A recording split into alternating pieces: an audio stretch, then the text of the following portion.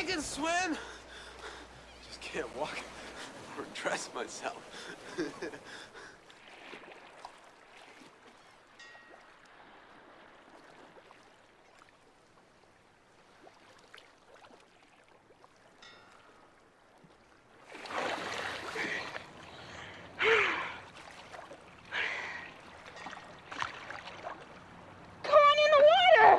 Take it easy. Take it easy.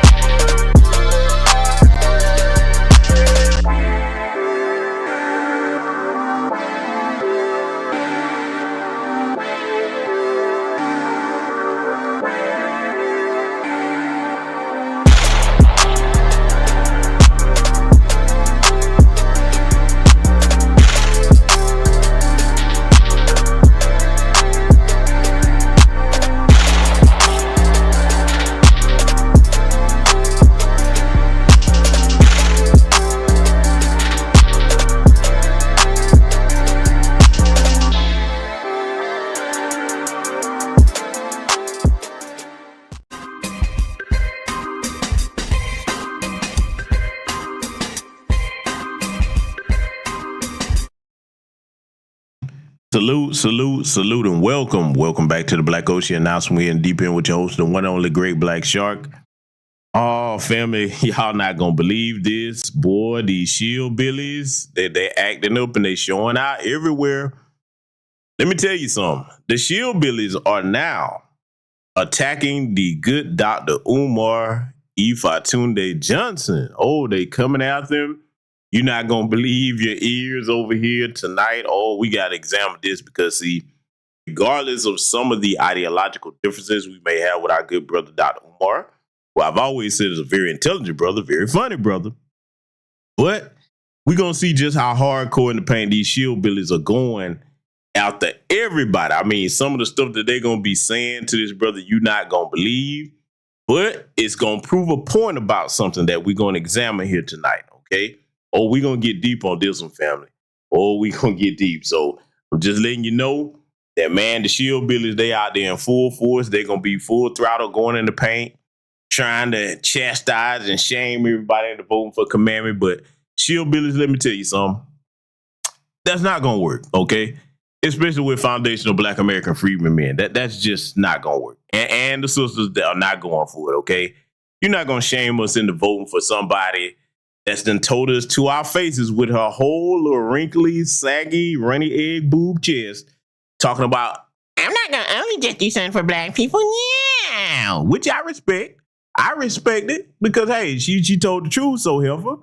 We going to make sure that we malevolent neglect you, not benign neglect. Oh, no, it's past benign neglect because that's what they've been serving us. We're going to serve you malevolent neglect. We don't see you. In other words, let me put it to you this way. Shillbillies, KaMammy, everybody listening, that's over there, that for Democrat shilling, we're going to tell you how this going to go. Going to use a term for you, and it's a term that's probably known in the dating world. You've ghosted Black America, so we're going to ghost you. We can't see you. We don't know nothing about you. Don't come asking us for nothing. Go ask them people that you did tangible things and policies for, okay? That's going to be the tone of tonight's broadcast. Hope everybody's doing well, and with that said, let me scroll up and greet my esteemed guests that's joining us over here on this Friday evening here. I see the good sister Sandra Evans in the house. Kevin Blackwell is joining us. Tanisha Murdoch, I see you. Jesse Paris, a.k.a. Shane Krumer. Black Truth United. Demetrius Shepard in here. The good brother CRU Reality in the building. Andre Mobley Sr. Let's see, I see Scylla T in here. Patricia Jenkins, the brilliant librarian. I see Charlie X. We Built America in here. I see the Black Empowerment in here. Only Pamela's Way. Shalelle Peterson, my good brother Seven Skills in here. Derek Parker, Michael Williams, Charles Gibson. Let's see, Project Leroy. And salute and welcome to all of you in here.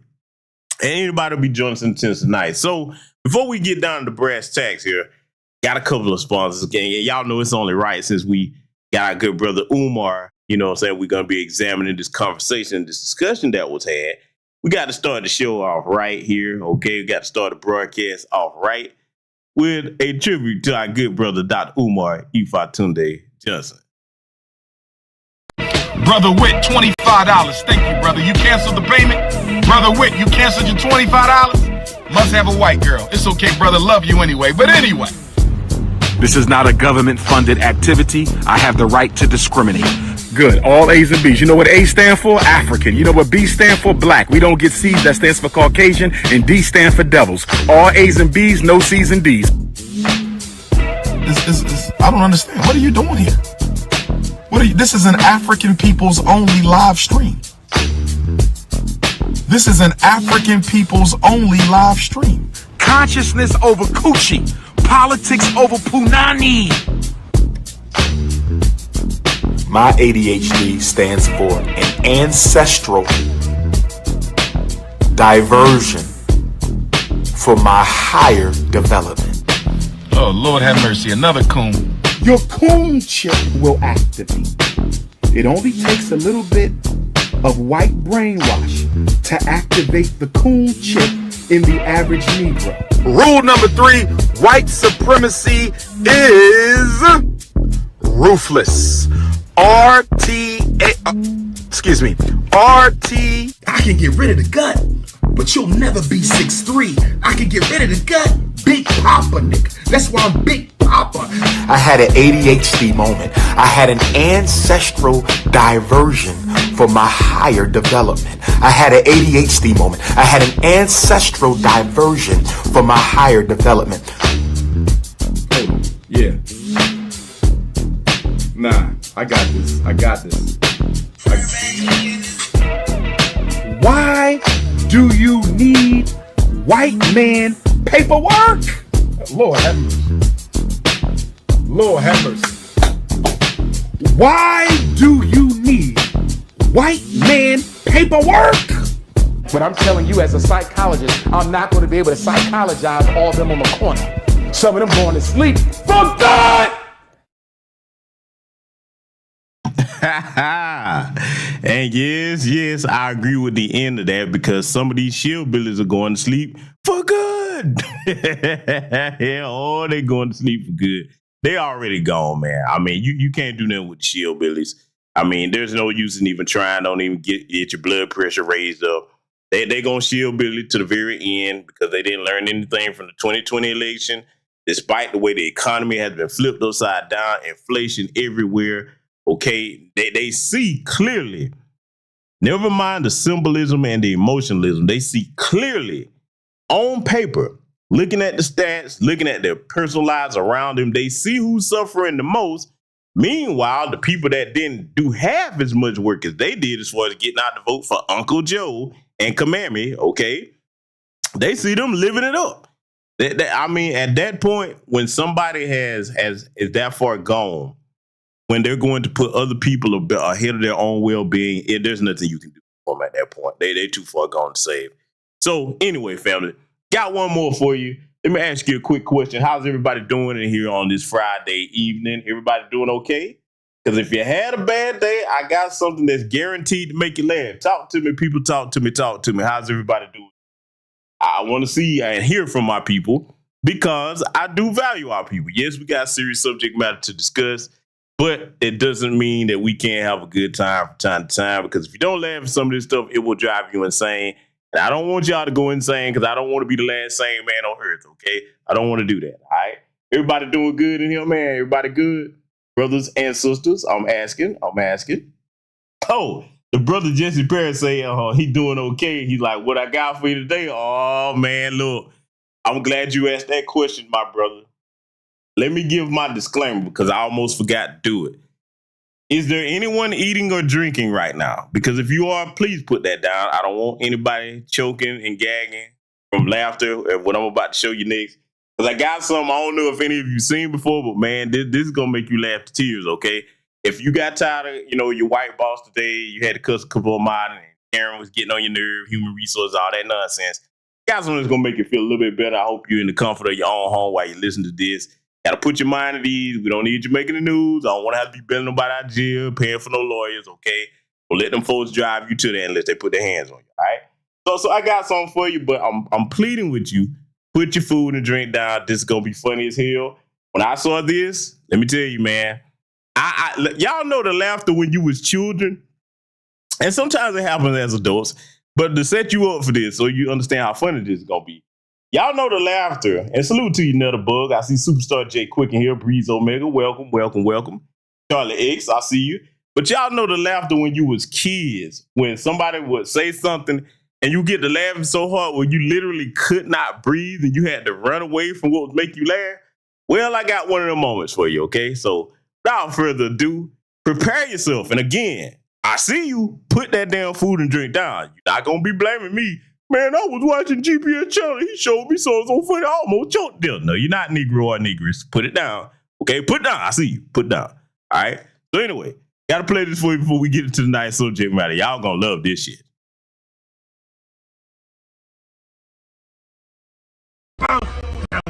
What you gonna do when it ain't nowhere to run? When judgment comes for you, when judgment comes for you, what you gonna do when it ain't nowhere to hide? When judgment comes for you, cause it's gonna, I should have put the body, bleeding, this is simply Charlie, and the booth is last money, and they're gonna miss everybody, and out, I looking at the prayer, I can't play this opportunity.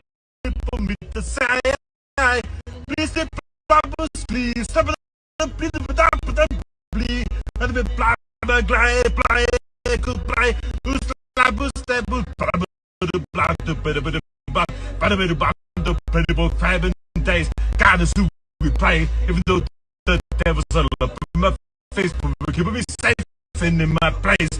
But the best bad, but the blah blah blah blah blah. Take the blah blah blah. Why is it stop with the slow? What can I do? I don't know the time of the how we do. Can I get a witness? Part of me fool, part of me blast this, part of me so. And we pray and we pray and we pray and we pray every day, every day, every day, every day. And we pray and we pray and we pray and we pray. Every Bible says that we fire and the bus of the stab, but the little bless I'm the real is by the story. Instead of the kingdom of the family, exactly how many days you got lasting? Were you laughing? You plastic glass in the way. I don't know the brown, with the sugar, the bomb, the bomb.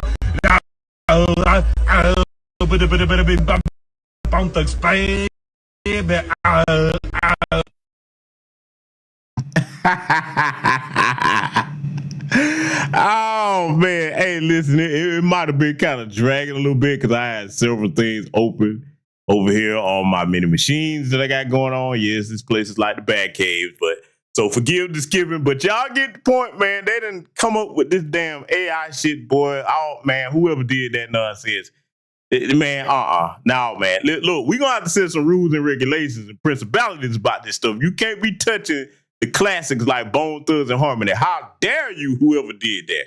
Probably some white person too. Hell, Arnold Schwarzenegger up just singing this. Come on, man. Listen, I just wanted to show y'all that. I thought it was funny as hell. You know, I might, you know what? I might redo it. I might actually put the actual music behind it. You know what I'm saying? I might see if I can get away with that in a future broadcast on Patreon or somewhere like that. You know what I'm saying? Where I could probably get away with it. But anyway, just want to give you something to put a smile on your face before we get down to brass tacks and business here. We're about to do that right now, ladies and gentlemen, because I got to say this, man.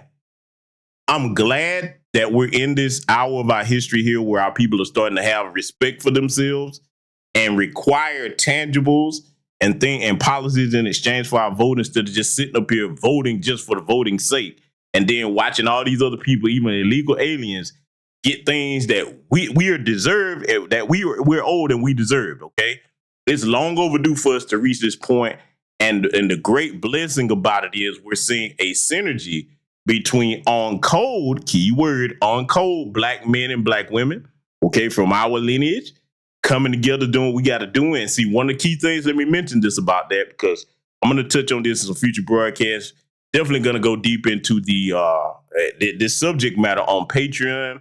If you're over there on Patreon, you don't want to miss the next broadcast. It's going to be coming up tomorrow evening. Okay, we're going to have to touch on some things, so I'm going to mention it briefly here.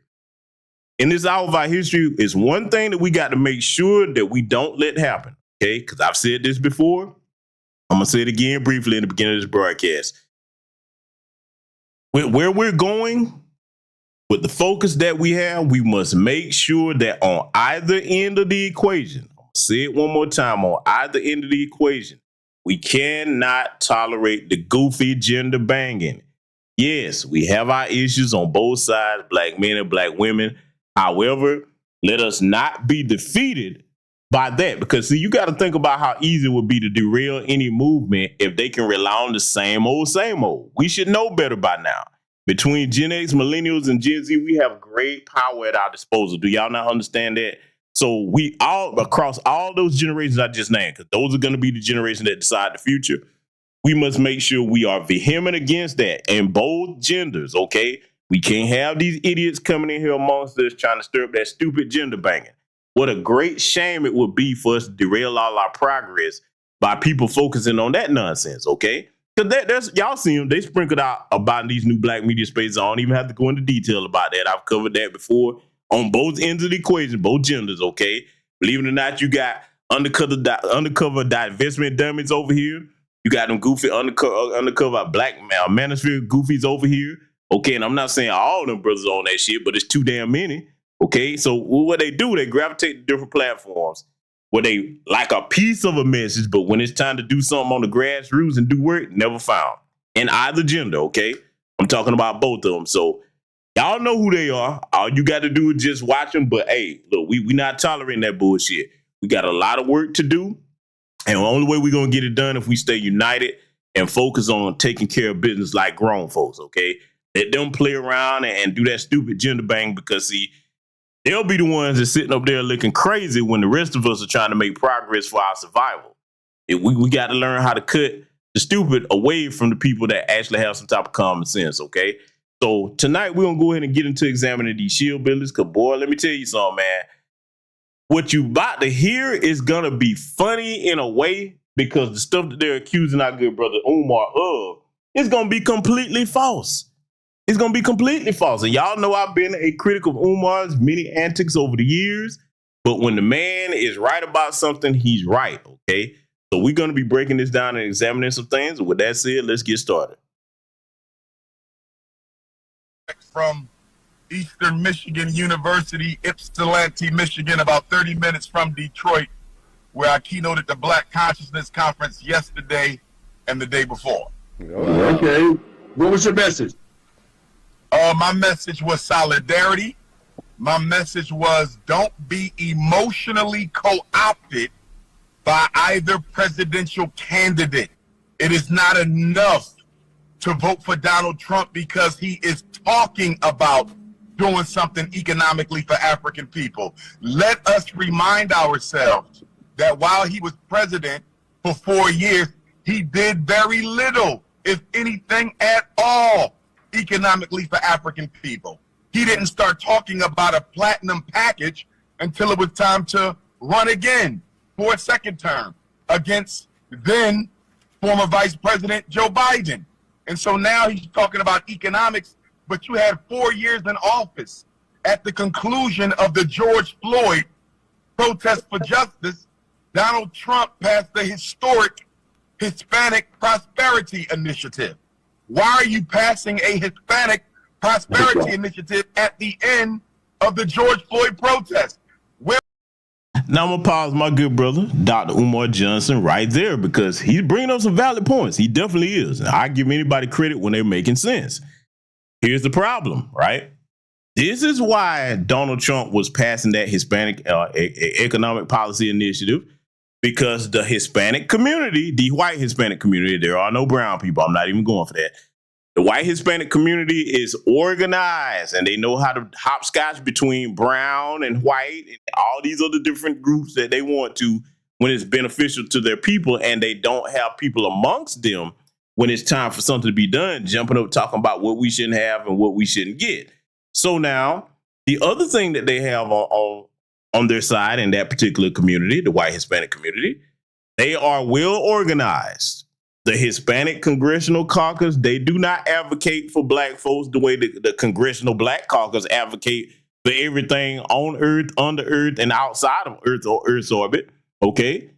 You don't see them with not one policy or initiative on the Hispanic Caucus website talking about helping black people and black Americans. You don't see it on the AAPI website or any other groups, and rightly so.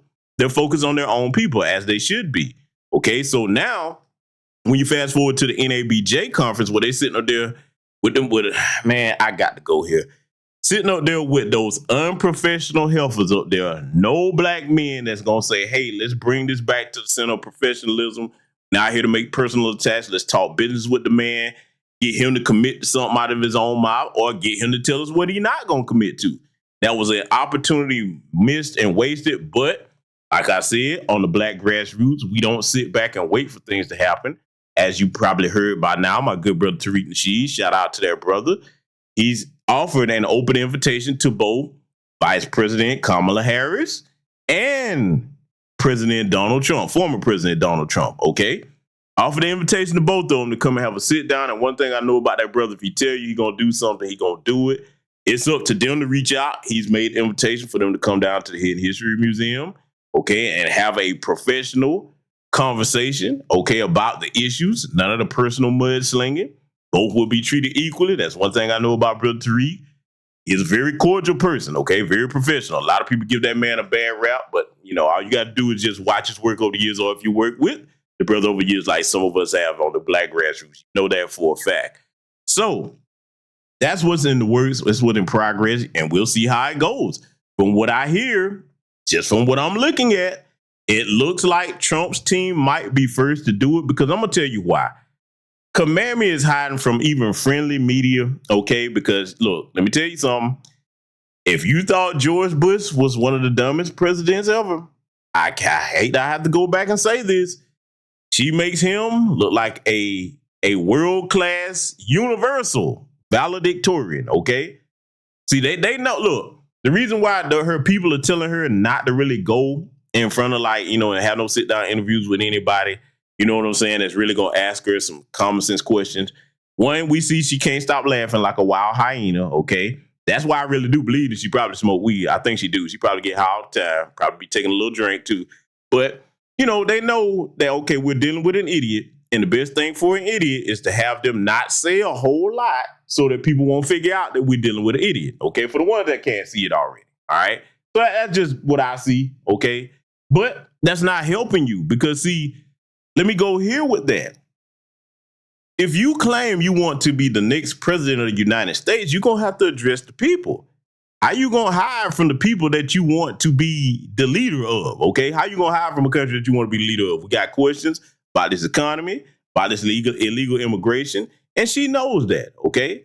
So, you know, like I said, she's been playing hide and go seek everywhere, you know what I'm saying? Now she's on Twitter, or her people, her assistants on Twitter, talking about all the stuff she gonna do. I'm like, ma'am, you had 4 years under Jim Crow Joe Biden. You wasn't talking about doing none of that. That lift-off plan, we ain't seen it nowhere. We already know that was a bunch of bullshit.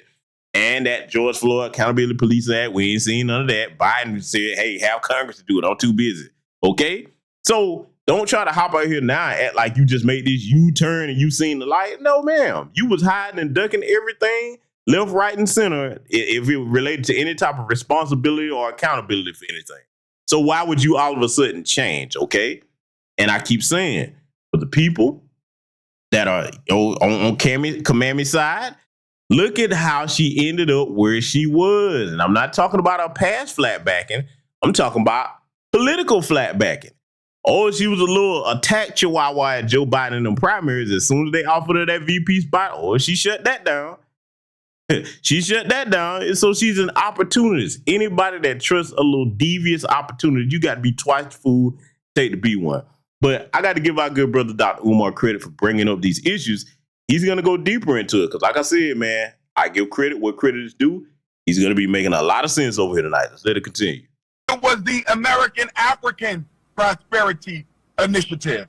And on the other side of the aisle, with our Asian American, South Asian American, occasionally black candidate Kamala Harris, she sat in the White House with President Biden for 4 years and watched him pass an anti-Asian hate bill. She watched him pass an anti-transgender hate bill. She watched him give billions of dollars to Ukraine and Afghanistan. She watched him purge and gentrify black people out of Chicago and New York, among other cities, because we now know that there are migrant crises growing in other cities. And she did nothing. And this is after she said on an interview that she can't do anything just for black people. Well, if you can't do anything just for black people, Vice President Harris, how was it possible? Excuse me, how is it possible for you guys to do something just for gays, just for Asians, just for Native Americans, just for migrants? Complete contradiction. And so for me, at this point right now, with 3 months to go until the November 5th election, Baba David, I don't have a reason to vote for either of them. Okay, but now y'all just heard Dr. Umar lay that out in as clear and concise terms as you can get, okay? Logical, no emotionalism, no feeling. This man is talking facts that can be verified and checked by anybody in this country with any type of functioning mind, okay?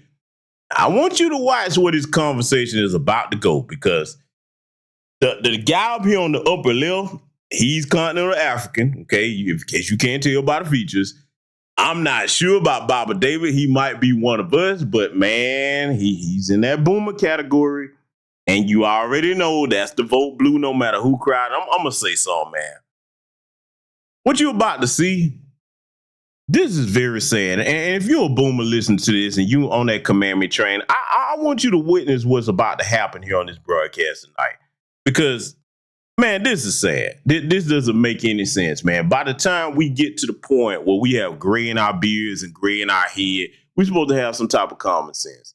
And I got to say that, and that's about as respectful as I can say it. I want y'all to listen to what he's about to start doing with Dr. Umar Johnson. Because, see, let me talk to my young black people before I let this continue.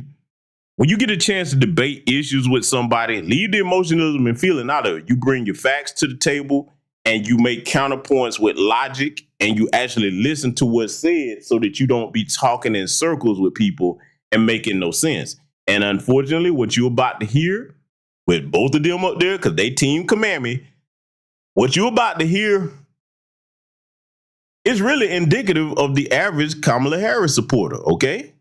I'm gonna let y'all hear what I'm talking about. Let's get back to it. Well, you won't vote for either, but a no vote for her, isn't that like a vote for him? Did you hear what he just said? No vote for her is like a vote for him. In what universe does that make any sense? Sometimes, man, fam, look. I don't care what age you are. There's a time and a place that if you say something out your mouth, you should always think about it and say, you know what, wait a minute, that don't sound right. Preferably, you think about it before you speak it and ask yourself, does this make any sense? They keep saying that. Family, that's embarrassing. Do you understand? That is embarrassing that we have people amongst us that think that if you don't cast a vote, you withhold it.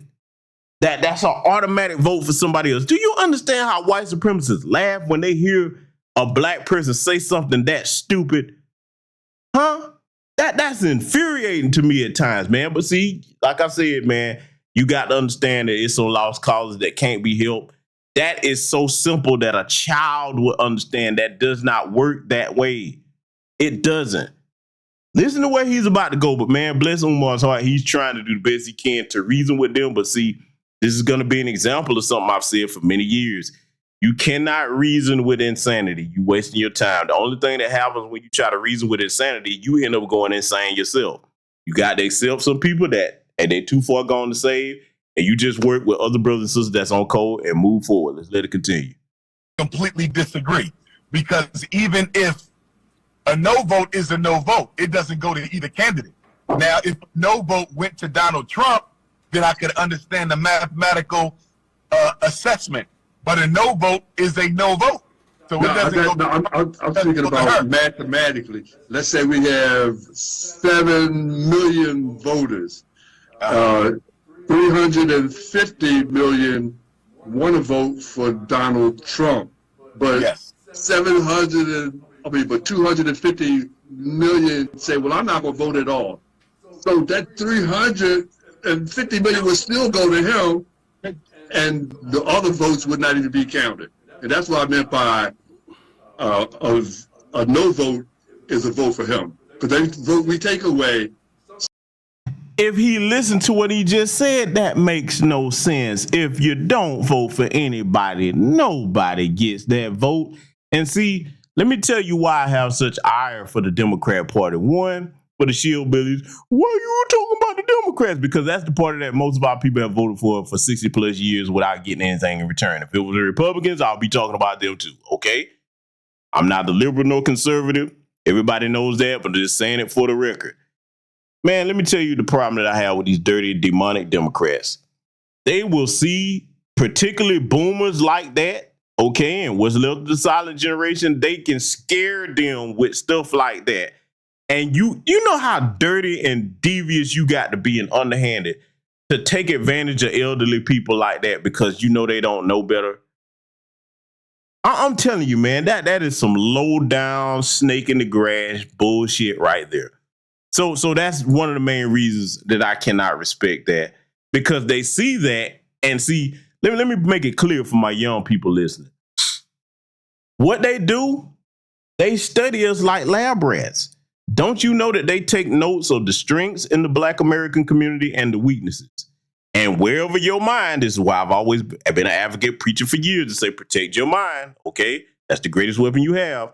When they see mental weaknesses, lack of ability to use logic and common sense, that works in their favor. See, there's different ways to wage warfare. I keep saying this. So they're like, okay, that group, that segment of them, they can be easily scared to the point that they don't stop to think. And see, let me tell all of y'all something. I don't care what age you are. Fear is the mind killer. Don't ever let something get you so afraid that you can't stop and use rational thought. When you do that, you place yourself and others under your protection in grave danger. Do you understand me? Don't ever turn your mind off because of fear. Okay? That's the thing. So, man, Umar's gonna try, man, but I'm gonna tell you, it's hopeless because he gonna keep doing the same thing. Then the other little dude, he gonna chime in with the nonsense. Let's let it continue. Somebody else going to vote for him. I hear what you question. Here's my question. Here's my question, Baba. Yes. Whether a no vote for Kamala Harris goes to former President Trump or not, here's my question to the American African community. What have we been promised from Vice President Kamala Harris that would require us to vote? What have we been promised from former President Trump that would require us to vote? What I see. Fair question. Simple as that. And see, hey, we may ideologically disagree with Umar with many things, but where I do agree is what he's saying here, because that's what we've been saying on the Black grassroots over here in these spaces. They must earn our votes. And see, let me briefly say this before I let the brother continue. One thing that I try to do with my platform and others in these Black grassroots spaces, the brothers and the sisters, we're trying to raise the collective self-esteem of Black America so that you understand that when you hear somebody like myself or anyone else say they must earn your vote, that's not an alien thing to you. Yes, your vote is valuable. The time and effort that you would spend going to a poll to pull a lever, that's valuable. And what do I always teach y'all over here on this platform about time? That's the most precious, non-renewable resource that anybody will ever have, okay? So we got to get that collective self-esteem raised up where when these people on either end of the equation, Republican or Democrat, approach you talking about a vote, be like, okay, let's talk turkey. What are you going to do to earn my vote?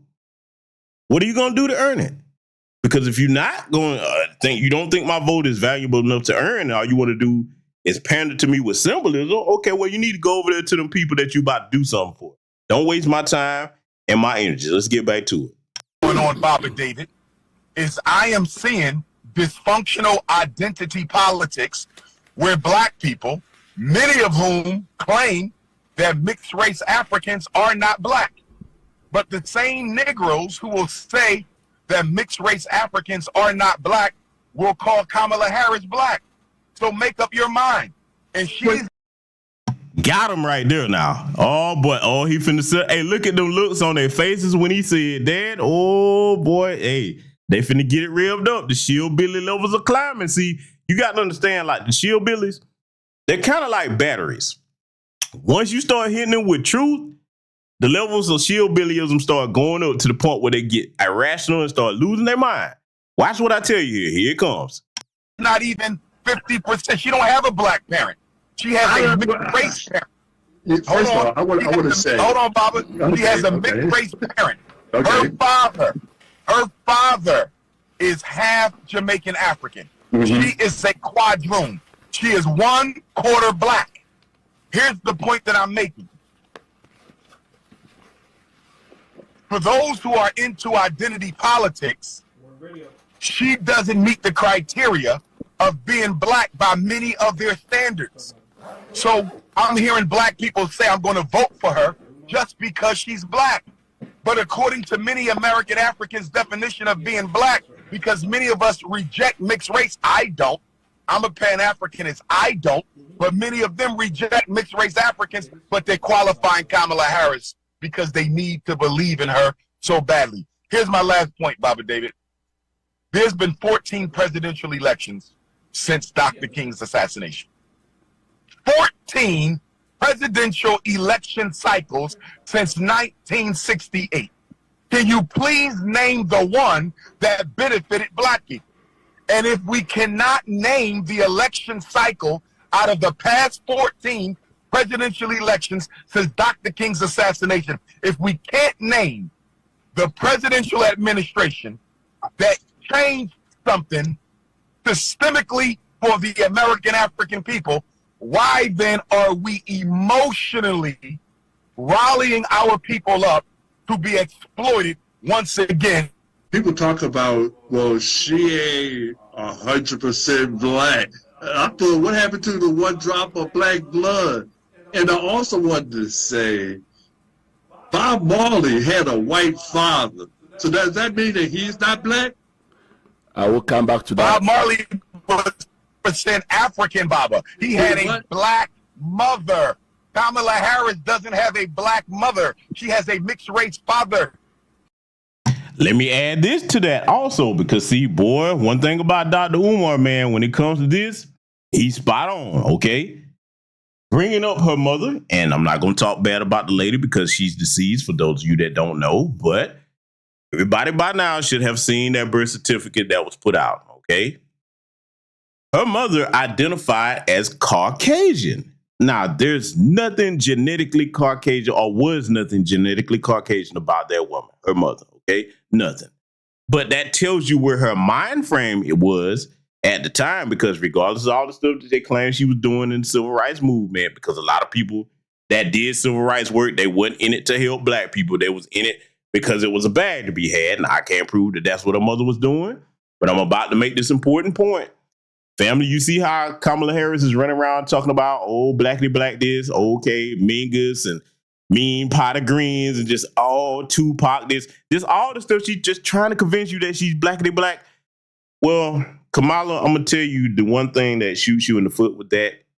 If your mother, rest her soul, identified as Caucasian enough to write that on her paperwork, do you really think, and I got to go here, do you really think that a woman that writes down Caucasian on her paperwork is going to turn around and live a black lifestyle?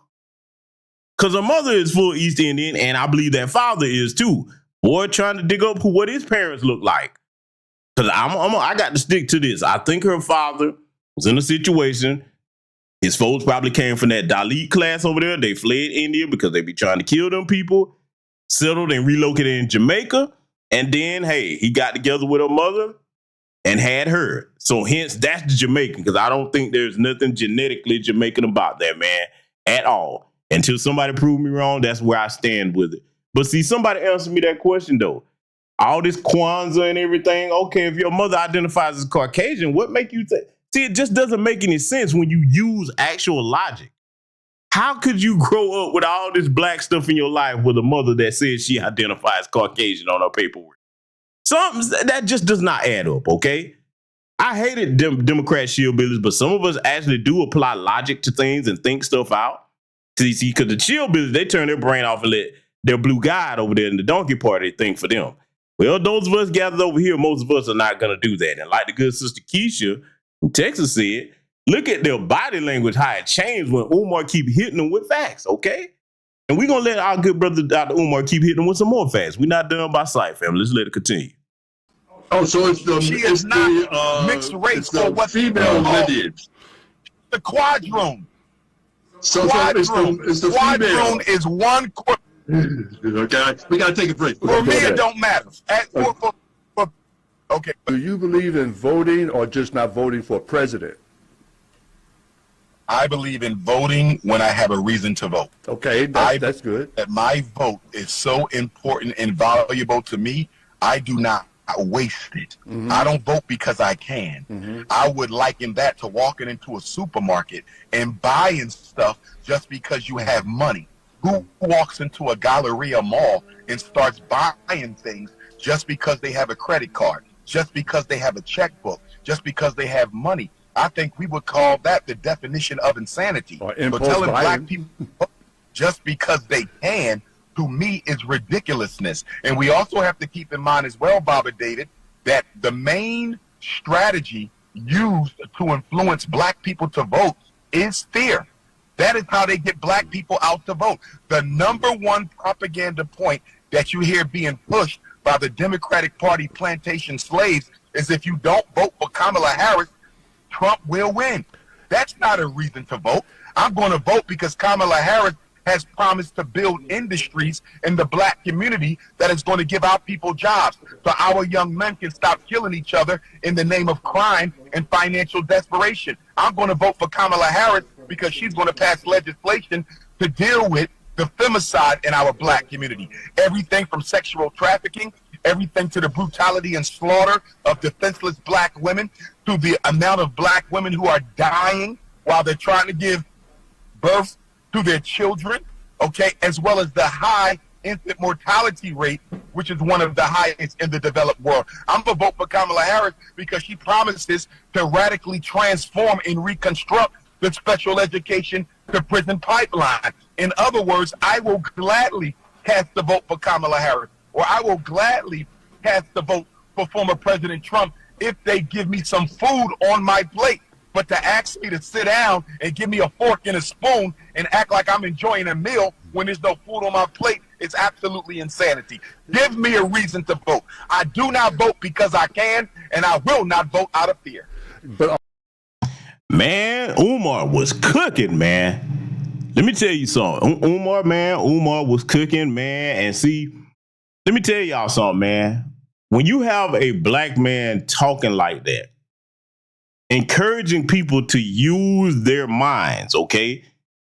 That's the type of leadership we need amongst all of us, okay?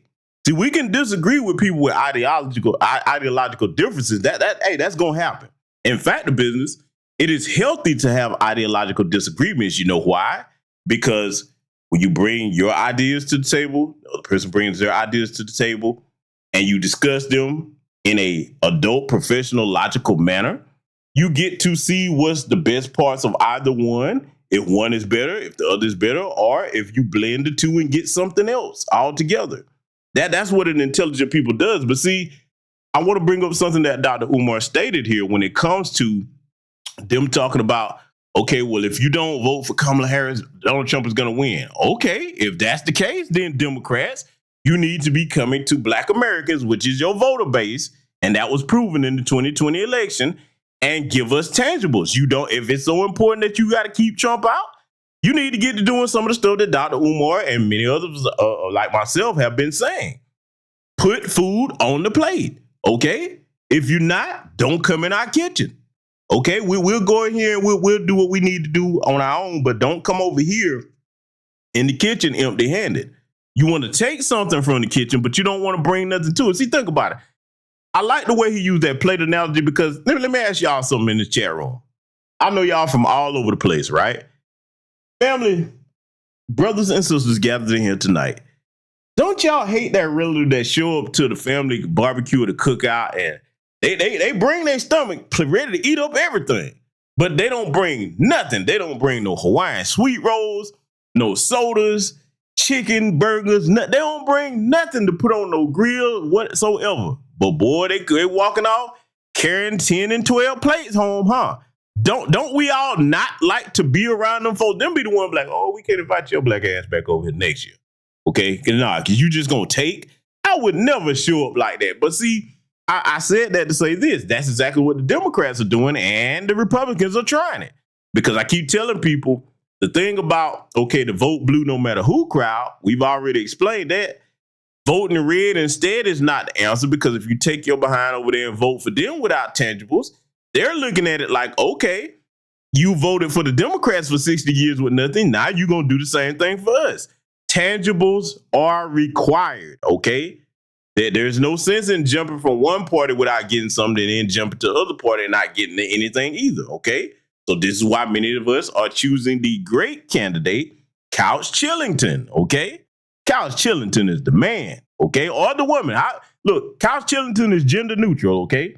So however you want to, judge Couch Chillington, that's the candidate that I'm rocking with, okay? But see, watch where they're about to go. Everything Umar said made sense, and they finna do a U-turn. It's like, in other words, this is what I got from this. The man is talking common sense in his right frame of mind about mature politics, okay, or mature political mindset. They gonna ignore everything he said, just like he didn't talk to him or nothing. I'm telling you, this is how far gone the shillbillies are. Let's let it continue. Also, as you mentioned about the strategy and the plan, the propaganda, I would be one to believe that part of the propaganda would be to try to convince black people, don't come out and vote, just stay home and vote. Ain't going to do you no good. And then a lot of black people will follow that propaganda and won't come out and vote. I believe the turnout numbers are already low. Bobby David, we got to go back to the point. But Bobby David, what are they voting for? You still haven't given me a reason. What are they voting for Kamala Harris for? So, you understand what I'm saying? You can't just say vote for her, because we don't like Trump. That's fair politics. Mm-hmm. That's fair politics. What has Joe Biden did for black people? What has any of them done? Ain't none of them done nothing. What did Barack Obama do for black people? Nothing. That was so much better than George Bush. Okay, now you hear what Dr. Umar is asking him, and Baba David down there, he admitted, you heard him say, ain't none of them done nothing for us. Okay, well then, why are you voting for people that don't do anything for you? See, this is why I say it's sad. At this point, anybody that does that, it's almost like you're a program automaton, a little robot. You don't have any ability to say, hey, if you because you just admitted, and most of the KaMammy's followers know that, they know that these people hadn't done nothing for us. In fact, they've got policies that have hurt black people. So why in your right frame of mind would you give that person your vote? That's Stockholm syndrome of the highest order on steroids. I have never seen a group of people that dedicated to abuse, because that's what that is. That's just like somebody in an abusive relationship. Somebody done beat you down, black both of your eyes, hurt you up, put you in traction. Soon as you heal up, your family like, okay, come on, we're going to get you right, take you back home, you know what I'm saying, get you straightened up. And you tell them, I ain't going back with you. I'm going right back over there. What? The person that just put you in the hospital, you going to take your stupid ass right back. See, family, I'm telling y'all, man, ain't nothing we can do with these types of people. See, because it's one thing to be ignorant. Let's explain the difference briefly. Ignorance is when you honestly don't know something. That's been everybody at one point in our lives. You come into new types of understanding when you learn new information. That's ignorance, okay? Ignorance can be helped. Stupidity is when you know something is not right and you continue in that thought process anyway. That's stupidity. Let's let it continue. None of them have done anything for us, and that is why I say thank you. So why are we voting then? Because if we've had 14 presidential cycles, Baba David, right, and the past 57 years. That's right. 14 presidential elections in 57 years, and nobody can tell me one systemic change that we've gotten from the red team or the blue team. Because see, what we got to understand is the left wing and the right wing, the red wing and the blue wing are still parts of the same bird that is doing all over Black America. but still, if you look at it, if the turnout is only minimal, 20% turnout, somebody's going to win the election. So if we stay home, somebody's going to win. And if they convince with their propaganda, but do we win, Baba David? But do we win, Baba David? Okay, well, if that's the case, if we don't come out, we certainly can't win. Will win. No. Dr. Omar. You're rationalizing your position by taking the negative. I'm asking you to rationalize your position by taking the positive. Dr. Omar. And see, right there, Dr. Umar is trying to get them to use logic. And this man down here, Baba David, is still trying to rationalize something about, well, if we stay home, somebody gonna win. Yeah. You sit it out and let them see that, okay, whichever side loses, you could have won if you would have did something positive or tangible for black people.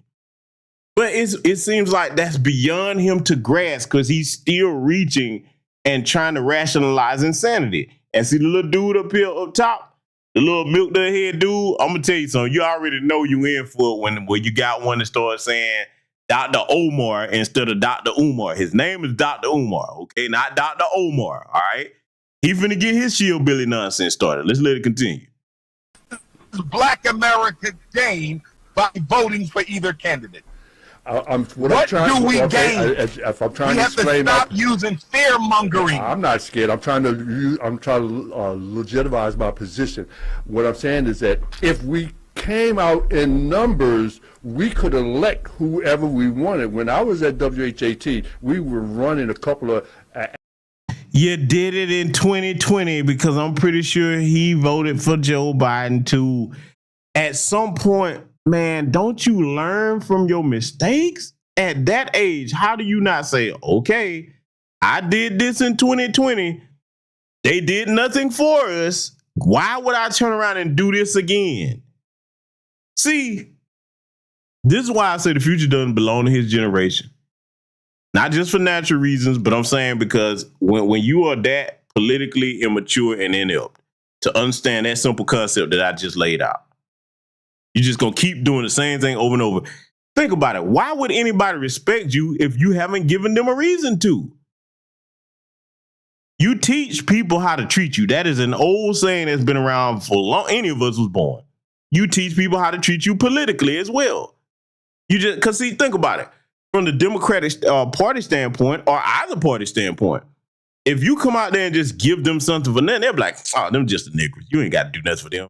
Just go out there and pander to them, dance around, okay? Bring out Meg Thee Stallion or whoever you're going to bring out and just play to their lower sensibilities. And even though their heads are about to go up underwater, hey, give them bread and circus and they won't ask for nothing else. I don't know about everybody else that's listening, but I refuse to be that individual. That's just not going to happen with me. No, you're not going to piss in my face and tell me it's yellow rain. We're supposed to, intelligent beings are supposed to learn from past experiences. And he's sitting here, still going on. See, and they laughing at us for this because they know that this crowd right here, they got them. They locked in. Dr. Umar is as elegant a speaker as you can get. Very brilliant man, okay? Can't take nothing away from him on that. This man worked in the education system, and for all his credentials and efforts, breaking this thing down using sensible things that they can pull up and verify, they refuse to listen to this man and see reasons. Let's let it continue. African candidates right here in Philadelphia, Harry Masala, who is Ethiopian, and we was running Dr. Ulu Fadiyebi. He was running for judge. We thought that we had such a strong voice in the black community on WHAT. We just knew we went over there. But the black people didn't come out and vote, and the white people came out and voted for their candidate, and our candidate lost. So it's my position that if instead of trying to tell people they don't need to come out and vote, I'm trying to tell people if all of us came out and voted, then we could get what we wanted. When all of you came out and voted in 2020, did you get what you wanted then? Come on, man. All this gray in your beard, snow all around your face. And you sitting here saying, well, if we came out of numbers, we could get what we wanted. Okay, see, that's that thinking where you put them in office, then we're going to hold them accountable. How? You have no leverage. You have your leverage before they get in office, not after. My God, man, you shillbillies in that boomer class. How do you not understand that? Once you put them in office, your leverage is gone until the next election cycle. That is not hard to understand. Let's let it continue. Baba David, what was your candidate promising black people, or was this simply another useless identity vote because the candidate was black? I would agree with that because as I often say, we make no demands. We make no demands on the politicians. With identity politics. I do not vote because people are black. I don't either. I do not vote because people are black. I vote because they're going to do something for my community. Dr. Omar. Yes, Patrick. Dr. Yes, Omar, how are you doing? All is well, my brother. Man, it's been a long time, bro. Yes, sir. Yes, so sir. looking at the, hypothetically, right? Let me tell you something, man. Before he started talking, I want you to think about this. And I got to say this. Love my continental African brothers and sisters, my Caribbean brothers and sisters that are not in the tether class. But this too is tether class thinking right here, okay? I'll make a distinction between the two. I got to say this the way it need to be said. The way he's thinking is indicative of why a lot of their homelands are the way they are, because they view problems as, okay, instead of trying to stand and solve your problems en masse, run away from the problem. Run away. His perspective and thought process on what Dr. Umar is talking about, and I'm using him as a microcosm for the tether class, okay? His thought perspective, he's not even capable of grasping what Umar is saying, because the way he's looking at it, well, just go along to get along. In other words, the tether class is used to accepting abuse. And one reason why they come at us so hard is because we're not accepting the damn abuse. We know we refuse to accept abuse that way. Those of us in our right frame of mind that are on code, to them, they're like, hey, man, you rocking the boat, man. Let's just bow our heads and go down. No, hell no. My ancestors from my lineage went through too damn much for me to sit up here and put up with that. They didn't have much of a choice back then, and they still fought. Those of us that are free here today, hell no. I refuse to shame my ancestors that way. But see, he doesn't come from my lineage. So everything that's about to come out of his mouth, I want y'all to see how it's completely diametrically opposed to any type of logic and reasoning. Let's let it continue. Who is the best devil that you can actually cast your vote for? Looking at... I do not engage in the lesser of the two evils narrative. I do not engage. So how do we participate? Evil, it does not come in degrees. How do we participate? Evil is evil. How do we participate in the election, or how do we participate in what affects? I tell you what we should do.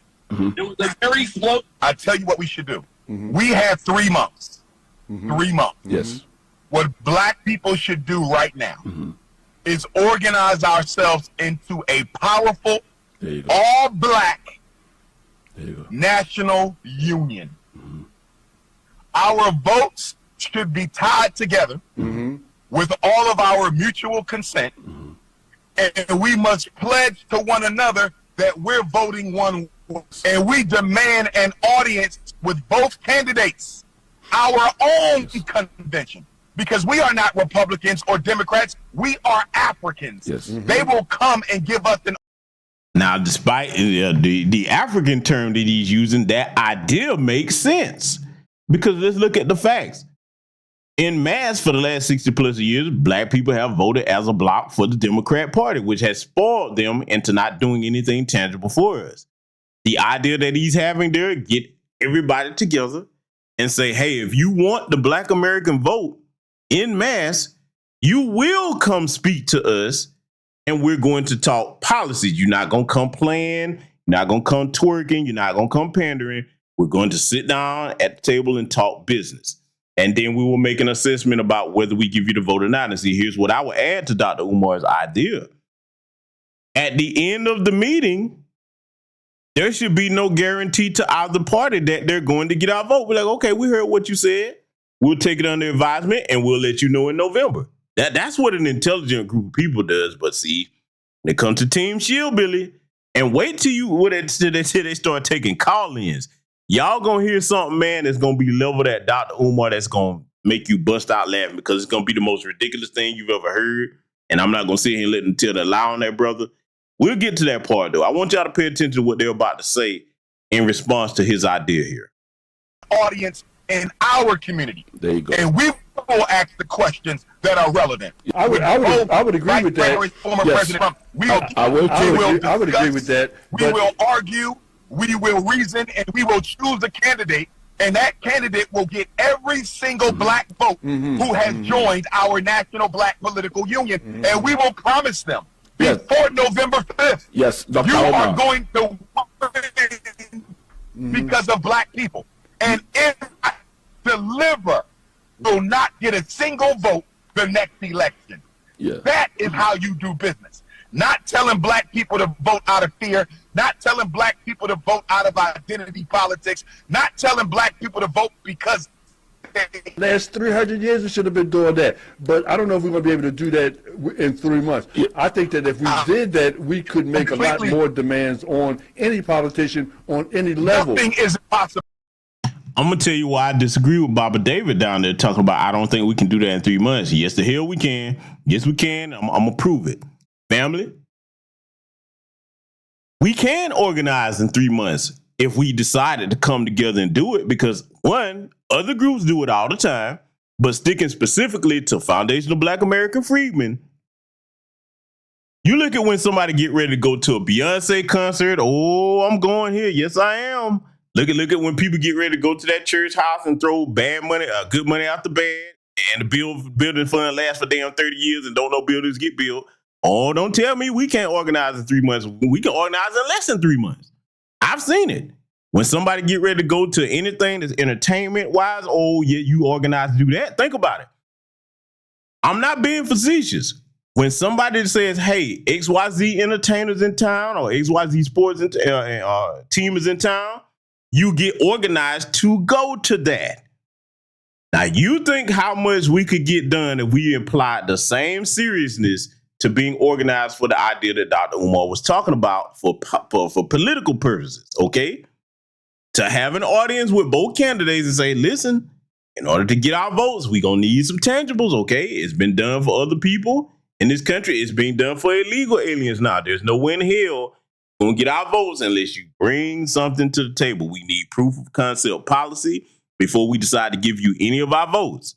Okay, see, that's too much like right what I'm saying for the Shillbilly crowd. They can't understand that. I want y'all to listen to where they're going to try to go with this, because, see, man, at some point, I got to give Umar his credit on this. He's patient with this, because I'm going to tell you, I just don't have the patience for stupidity. I don't. I mean, I look at it as like, okay, you got your position. I got mine. I'm going to let you have that. You do what you do over there. I'm going to do what I do over here with like-minded people that's about trying to get something done, because our survival is on the line. These people are flooding us with illegal aliens left, right, and center every time we look up. So we can't afford to be this politically inept, okay? We can't. So for him to sit up there and say we can't organize in 3 months, I'm like, which part of Black America are you looking at?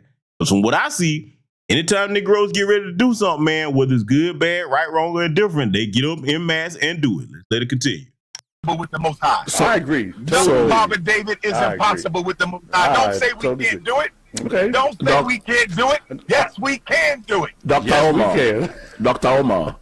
You see, the statement you just made really is the option that I agree with better than not voting at all, because the issue that I have is that we do not have a bargaining chip as Black people. We don't have a platform. There's one thing talking about it. Your vote is your bargaining chip. That's your bargaining chip. The problem is too many people give the damn bargaining chip away for free. But there's another thing. Yes, actually organizing ourselves. Because what you say right now, it needs some leadership within the Black community to reorganize ourselves and create a platform and a bargaining chip to actually move our vote to not only Black candidate, but anybody who actually speaks our voice. Well, you know, Dr. Umar, I use your analogy, I think it may have been even last week, that you say that Philadelphia is the fastest growing and the #1 gentrified city in the whole country. And I'm saying to myself, the community in which I live in, every time I look around, I see other people walking around in my neighborhood, and it's more and more and more and more and more of them. And I'm saying to myself, pretty soon, they're going to be the majority in my neighborhood. And when it comes time to get whatever scarce resources are available through the city, they will vote for what they want. They will press their politicians to do their bidding. And while we stay home and don't vote and don't participate, we'll be sitting by and saying, what happened? We don't got no more power. I don't know what happened. Overlooking. The sad part about what he's saying is, Baba David, he doesn't realize that the party that's making sure that you don't have any resources is the damn Democrats. Who you think is responsible for this enhanced and heightened gentrification that's going on around the country? We damn sure know who's responsible for flooding us with these illegal aliens. See, man, at some point, man, I got to say this, man. At some point, when you are incapable of that simple type of rationale and logic, you really shouldn't be trying to speak to tell nobody to do nothing. You shouldn't, because you can't even see all the variables that are at play that are harming our people. If you can't recognize the danger, how you gonna tell somebody which way to run to? You can't. That's the blind leading the blind. Hey y'all, let's take off running. Which direction? I don't know. Let's just run though. I mean, that's just what it sounds like to me. It makes no sense, man. It's sad, man. But see, these dirty demonic Democrats, they know this. They know that about his age group in particular. And they keep taking advantage of these people, man, because they just not going to snap out of it. No matter how you see, you can sit down and put it on paper and say, look, this is our city right here. This is where all the resources are going. This is how the gentrification has progressed. This is the city councilmen that keep voting over and over for things that we don't need or don't want. You're going to keep putting them back in power? Think about it. In Chicago, since all the white folks like to talk about Chicago all the time, I'm going to use it from a common sense standpoint. In Chicago, they got rid of Lori Lightfoot, okay, old drunk Uncle Fester, and then they put Brandon Johnson back in office. See, think about it. If you're going to keep voting for that same damn party, you're going to get the same results. And he jumped in there and picked up where drunk Uncle Lightfoot left off. And look how bad it's gotten now. You see what I'm saying? I mean, man, like I said, don't let any of these people shame you into not using your brain if you have one that functions. Let's let it continue. And the point, Baba, that black people don't have nothing to vote for. What is Kamala? Those very same immigrants, Baba David, that are flooding your neighborhoods. Who's bringing them there? The Democratic Party, Joe Biden, and Kamala Harris. Who is bringing the migrants into New York, Chicago, and I soon hear Philadelphia? Joe Biden, Kamala Harris, and the Democratic Party. So on the one hand, you say vote for Kamala Harris, but you just gave me a reason why she's causing problems for black people. We got to go to the phone line. I know a lot of people want to talk about this. We'll go to the phone line. We got to look at Kamala's track record. How many brothers has she locked up when she was in California? Were they criminals? Were they criminals that she locked up, or she locked up innocent people? Some of them wasn't. Some of them wasn't. Look at how when the brother on the phone that called in brought up Kamala Harris's record over there in California.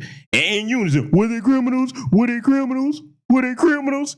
Like trained parents. Were they criminals? Were they criminals? Boy, I'm telling you, man, the Democrats know that they've created the perfect Pavlovian dogs, man. That's what I got to call them, man. If you don't know what a Pavlovian dog is, look it up, look it up, look it up, look it up. They've created the perfect Pavlovian dogs that all they got to do is ring the bell and they start salivating at the very thought of just throw your vote out there for no reason, even if it's harming you. See, think about it. If you put it in physical terms, there's nobody in this chat room listening to me live or recorded that would think that somebody that lights themselves on fire and you put it out and then they turn around and throw some gasoline on themselves and light themselves on fire again. There's nobody that would say, well, that's normal behavior. So when you compare that to politics, how is that any different? That's the equivalent of pouring gasoline on yourself, lighting yourself on fire. That's what you're doing in the figurative sense. Okay? There's nobody in this chat room that will see somebody doing that and be like, well, that's just what everybody does. Nobody. See, what's going to happen is they didn't learn anything from 2020. But let's just say by some odd miracle, because I told you I'm holding my position. I just don't see KaMammy winning it. I really don't. But let's just say by some odd miracle she does. You got 4 years of what they're showing you they're trying to do, because see, this is what the shillbillies that are talking haven't figured out yet. The gentrification, okay, flooding us with these illegal anti-black aliens that's coming up here. All of this is by design because this is their final solution for black people, okay? And both parties are complicit in that. Let's be clear on that, okay? Because the Republicans, a lot of them, they cut these little deals with their business owner buddies there so they can get that cheap labor. And then, see, think about it. If they really wanted to shut this crap down overnight, and see, this is what I'm looking to see if Donald Trump is going to be serious about it and when he wins. I'm going to say when he wins. Yes, I am. If he wins, you want to stop that illegal immigration in conjunction with the largest deportation that he keep talking about that you're going to have. This is what you do, because see, this is going to require you to lock up some white folks. This is why I'm going to be waiting to see if he's serious. Anybody that's a business person that hires them, your ass going to prison. Anybody that gives them room and board place to stay, you going to prison. If they don't have any place to work or live, guess what? You can't stay here and make it. And you cut the tap water off, giving them all our damn tax dollars so they can ball up in places for free and then complain about the food not being culturally to their liking. You cut the spigot off and start locking people up. Watch how fast that problem gets solved. We're going to see Donald Trump. We're going to see. But listen to the Shillbillies try to argue with this brother here that called in. Do you know that for sure? From my research, The mass incarceration system. I'm just saying that because people know, well, she locked up all of them, but they was criminals. She was doing her job. You guys have exaggerated. Okay. Okay. But it sounds to me like people trying to find excuses not to vote for her. And I don't think that's right. I don't get it. Listen. Stay home. Stay home. Go and join Donald Trump, brother. I'm saying because if you don't vote for him, he's going to win. It's plain and simple. It's mathematically impossible. What did we lose if he wins? Because we're going to see the same thing we saw before. We're going to see the same thing we saw before. Okay, brother. You're Okay. going to see the same thing. What did you get the past 4 years under Joe Biden in the Democratic Party? Well, one thing, what did Black America gain the past 4 years under Joe Biden and Kamala Harris? Please tell me. Yeah, but Donald Trump is promising a whole lot of damage. He is promising a whole lot of damage. We need to change. Democratic Party plantation slavery is insane. Dr. Omar. And see, they keep talking about you're going to get the same thing that you've been getting. See, okay, let's look at something from a logical standpoint. But the Shillbillies are making no sense, as we clearly seen. If you look at the American economy under Donald Trump versus Joe Biden, okay, that's it. That's all you need to see. They keep they talk like Trump had us in a bunch of concentration camps or something. We survived Donald Trump. All of us are here and we survived the Trump administration, okay? You didn't see this type of inflation under that man's administration. See, never mind liking him or don't like him. We just talking facts. This can be easily verified. But in their minds, that conditioning has them talking just like what I said. They act like they just got their freedom from a concentration camp under Donald Trump. That's what they talking like. It makes no sense, family. It's embarrassing. Let's let it continue. Dr. Omar, you have a lot of influence, and I think that I need to say this to you.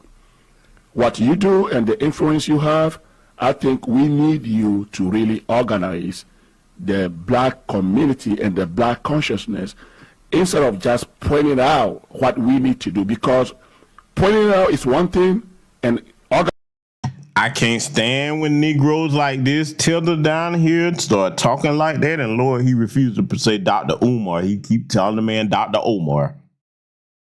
Tell the boy, let me talk to you for a minute. If he was to organize, you won't help him.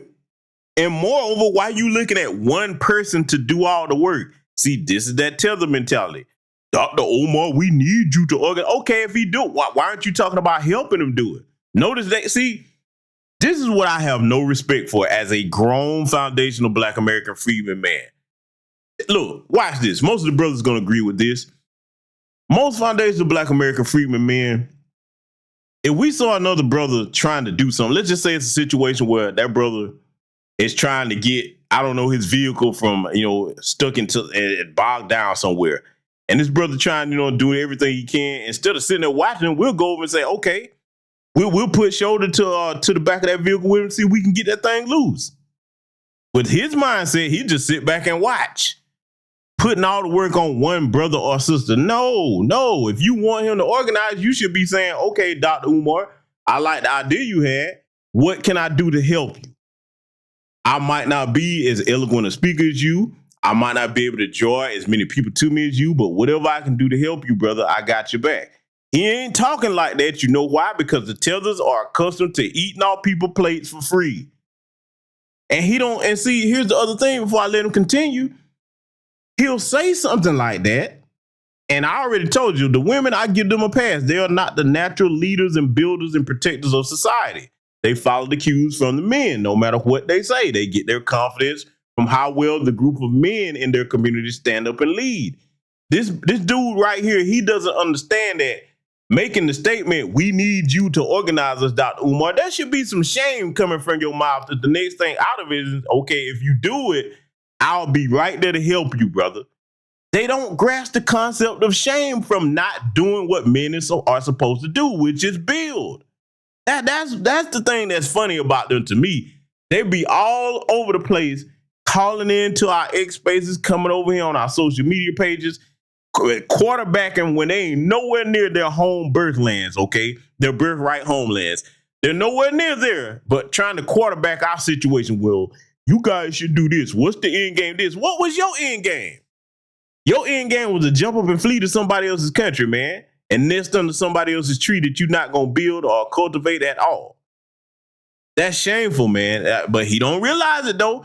And they'll sit there and make these type of statements with their whole chest. No shame whatsoever. Let's let it continue. Organizing really on the ground is another thing, and I think you are capable of helping us do that. How do you do that? How do you help us? We need. Well, let's give them a chance to think about it while we take a break. So we take a break. Maybe he'll let us know how we, not just him, it ain't his thing, how we all can organize. If we don't vote, somebody's going to win. That's the. And I know you say why just give your vote away, but we win. Okay. Do we win? I don't care who wins. Do we win? But do black people win by voting? I don't care if Kamala Harris wins. I don't care if Donald Trump wins. Do we win? That's the only thing I'm caring about. Do black people win by voting for either candidate? Dr. Omar, who do you think that you can actually bring to the table to talk to today if you have the opportunity to engage one of them? Who do you think you can engage, and who do you think, based on what you know about them, will at least give you an audience? Okay. First of all, and here we go again, I think we approach politics too much from a personal preference standpoint. Elections are business, and it is the business of choosing who you want to carry on the business of the country. That's the question I just asked you. The business of oppression. Let her finish. Okay. Hold on. And the business of liberation. So when you say which one, it's not about which one. You meet with both of them. I don't have any loyalty to Kamala Harris. Absolutely correct. You take your personal feelings out of it and you start dealing from a business perspective, which does not include personal feelings. You talk to both of them. Our good brother Ice Cube was trying to do that with the Contract for Black America. Went to offered to talk to both sides. Trump actually did sit down and talk with him. Jim Crow, Joe Biden, I'll talk to you after the election. That never happened. You talk to both sides and be like, look, I'm presenting the opportunity to both of you. If you say you want my community's vote, okay, we're going to see who wants it more. Start the bidding war. Our vote is up for grabs for whoever's coming with the tangibles. No tangibles, no vote. Simple concept. But the Shillbillies, oh no, they don't get what he's saying because, see, let me tell you something, man.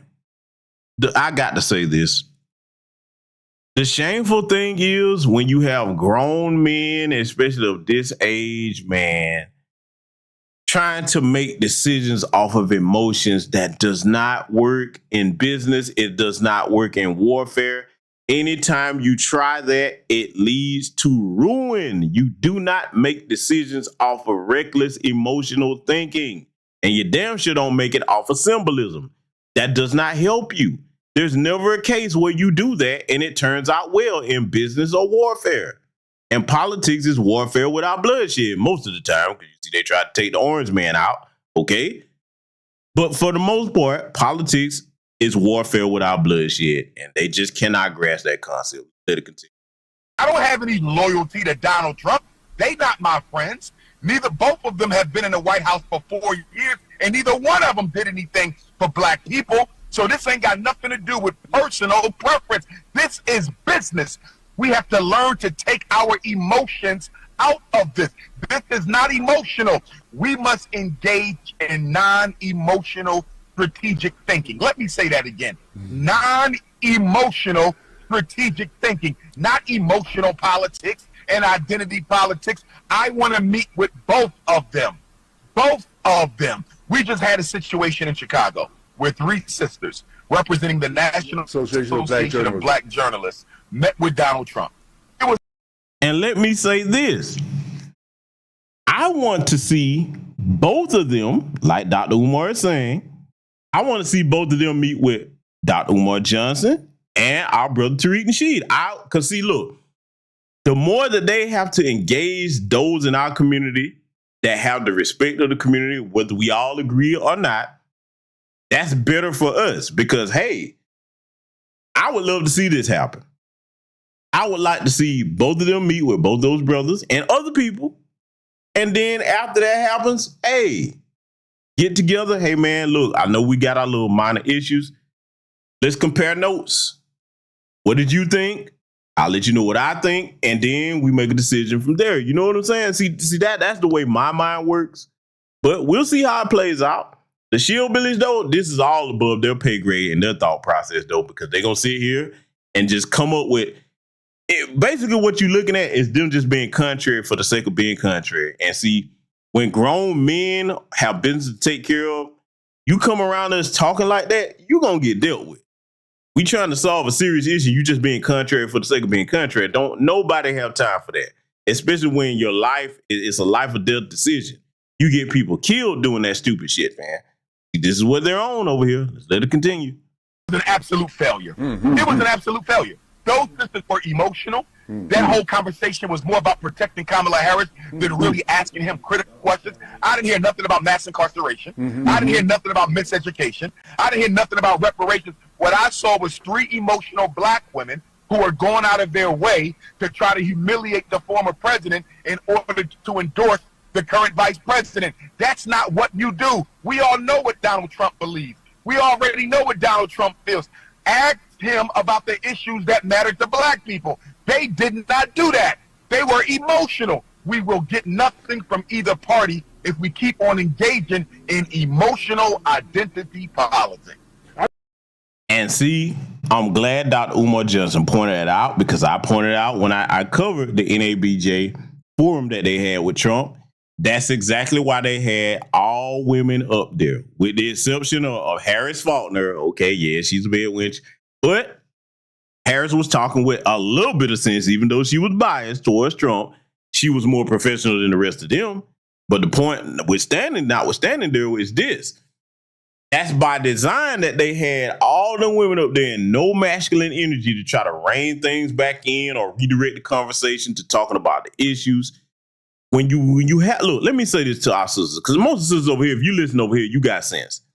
But to you younger sisters that might not have gotten your feet wet out in the political arena or what have you, or any type of business thing in your day-to-day lives, make sure that when you are talking in front of a setting like the NABJ forum that I was just mentioning there with Trump, you take your personal feelings out of that and you start thinking, okay, when I come away from this, if there's a possibility, I'm going to leave with something that benefits me and my community. Keyword, not just me and my community. That's how you got to start thinking, sisters. I'm going to tell you why. See, this is why I go back to saying the gender banging is actually suicidal. This is how I look at it. Okay, we get it. In the system of white supremacy, they do elevate black women above black men. We've seen that, especially the Democratic Party. However, smart people, okay, smart black men and women say, okay, this is the situation. This is what it is. We're going to work with what we got. They want to have the sisters up there. Okay, sisters, this is what we need you to do for the whole of the community. If they won't let black men in, then you got to put this on your shoulders. Since you say you can do what a man do, we're going to need you to think like men and operate in logic and not emotion. Bring something back for the whole of the community, not just for you, okay?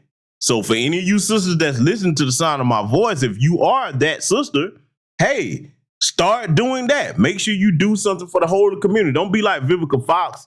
And then when Ice Cube was on, Fox Soul or whatever the case it may be, and he was talking about the contract with Black America, and they started talking to him like they separate and apart from Black America.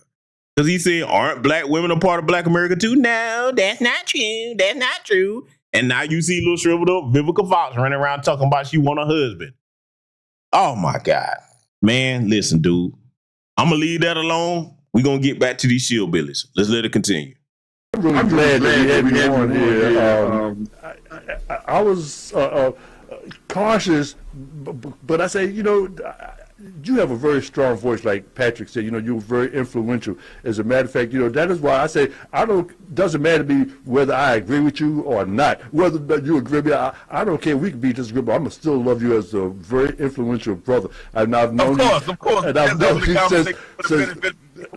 since I remember when you and Tyson Price was just coming up, and I said these brothers got a lot to say, and I still to this day want to hear what you got to say, and I don't care if I agree with you or not. So now I know that you say we should not be concerned necessarily about who wins, but somebody's going to win, and if you listen to Donald Trump, he intends to do a whole lot of damage, especially to black folks, and that's why I say. Well, maybe she will. But at least she ain't telling us what she's gonna do, so we should believe him and not. Did you? Kamala Harris done showed you what she's doing. She's got policy on the table in her political record that has harmed black people. You keep talking about, well, Trump, he gonna do this, because and y'all gonna hear it before it's over. Project 2025. They're gonna be talking like that too. But see, let me say something to the sisters listening to this. This is a very critical, important time for you as well, because see, what you're witnessing now, I'm glad we're here, because I've been saying this for years and I'm not the only person that has said it. Pay attention to what the brothers in the community are saying, because now you're going to see, we're in a time period now where everybody's going to have to step up and show what kind of cards you're working with. The brothers that are talking like myself, Dr. Umar, Tariq, many others, those are the men, okay? Those types of men with that mindset, those are going to be the men that are actually competent in a leadership position with anything, because it's going to be separating them from the shillbilly class. That the only place they're going to lead you to is running around in circles on the damn Democrat plantation or the Republican plantation. You see what I'm saying? See, look, ladies, I get it. It's rough out there for a lot of you, especially if you don't have any husbands or what have you. But the good silver lining about this is, now, if you are looking for somebody, start listening to how the brothers are talking about this situation. Because see, if I were you, if I was a woman, the shillbilly talk, a man that don't have sense enough not to be the tree voting for the axe, you know damn well that's not somebody that you need to be a protector and provider. Because think about it. How you do one thing is how you do all things. How you do one thing is how you do all things. That would be a man that would get into a marriage with you and put other people, organizations, or whatever before your personal family. And you don't ever do that. Common sense tell you that before you can help somebody else, you got to help yourself. You see how simple that is, ladies? Pay attention to what's going on in this political atmosphere. It's going to tell you a lot about what decisions you need to be making out here. Let's let it continue. Picture, Baba David, that Kamala Harris tweeted from her Twitter account a couple months ago, where she said, President Biden and I are absolutely committed to promoting minority businesses.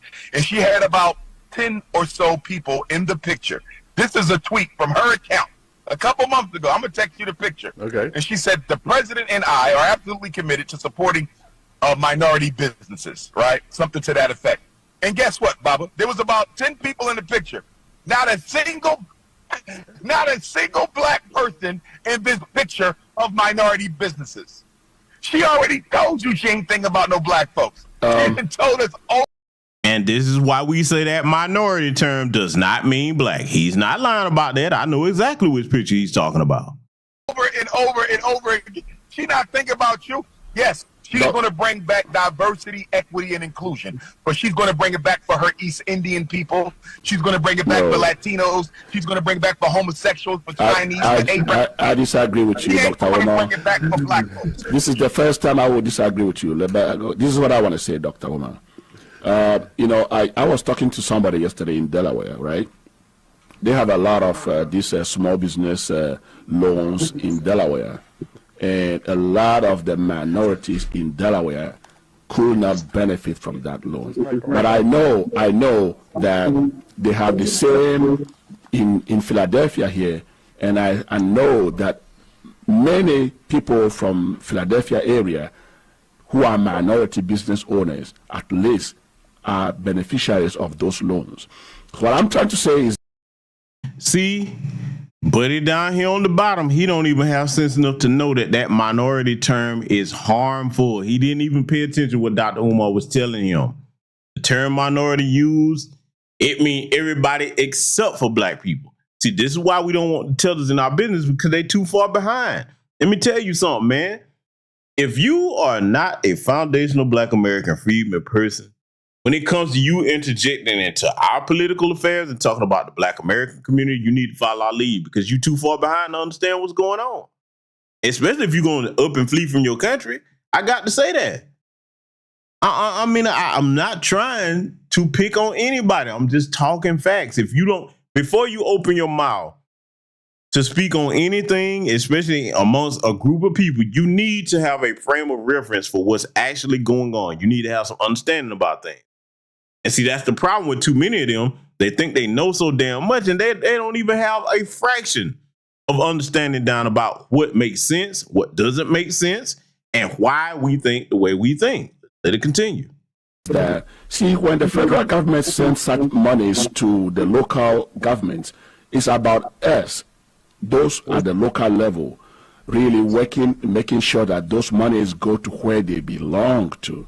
So, yes. Care about African businesses. So we talking about you said minority black African businesses. Yes, but the thing is that this is a presidential election. But the issue too is that what are we, the local governments, actually local leaders, doing to make sure that when we get those monies, we are actually sending those monies to where they belong to? I don't know. Are you aware minority anything that's not black? Are you aware that minority includes anything that's? Oh yes, yes. It's not only about color. Women. I know it's not only about color. Mm-hmm. Yes, I know that it's not only about color. It's about the other than white. Yes, yeah. So it could be anybody. Are you aware of that? Yes, I'm aware of that. When you say minority businesses, right? Do you realize that they can give support to minority businesses and not a single black person gets anything? You do realize that, right? Yes, for sure. It's happening. We need to qualify our demands as American African people, not as minorities. Stop letting Kamala Harris and Joe Biden and the Democratic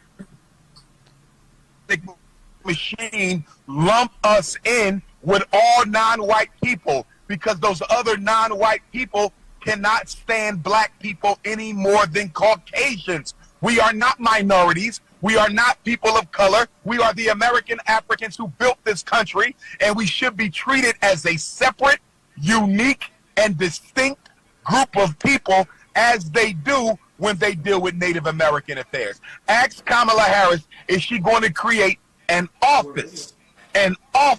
department of American African affairs? Ask her that. If she See, now here's where I have to go, and y'all know I got to go here.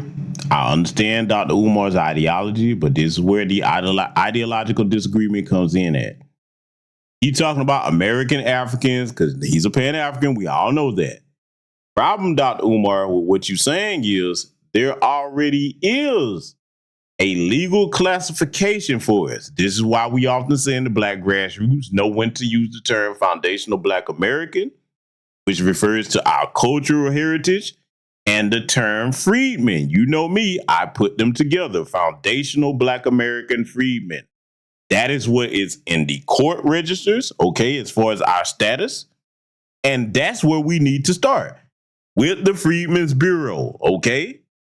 That's where the Office of Freedmen Affairs, whatever you want to call it, under that status politically, because it's already in the law, and they can't say, well, you can't just do nothing based on race, which is a lie, because what do you think that Asian hate crime bill was? See, that's another thing a lot of people let slip between the cracks.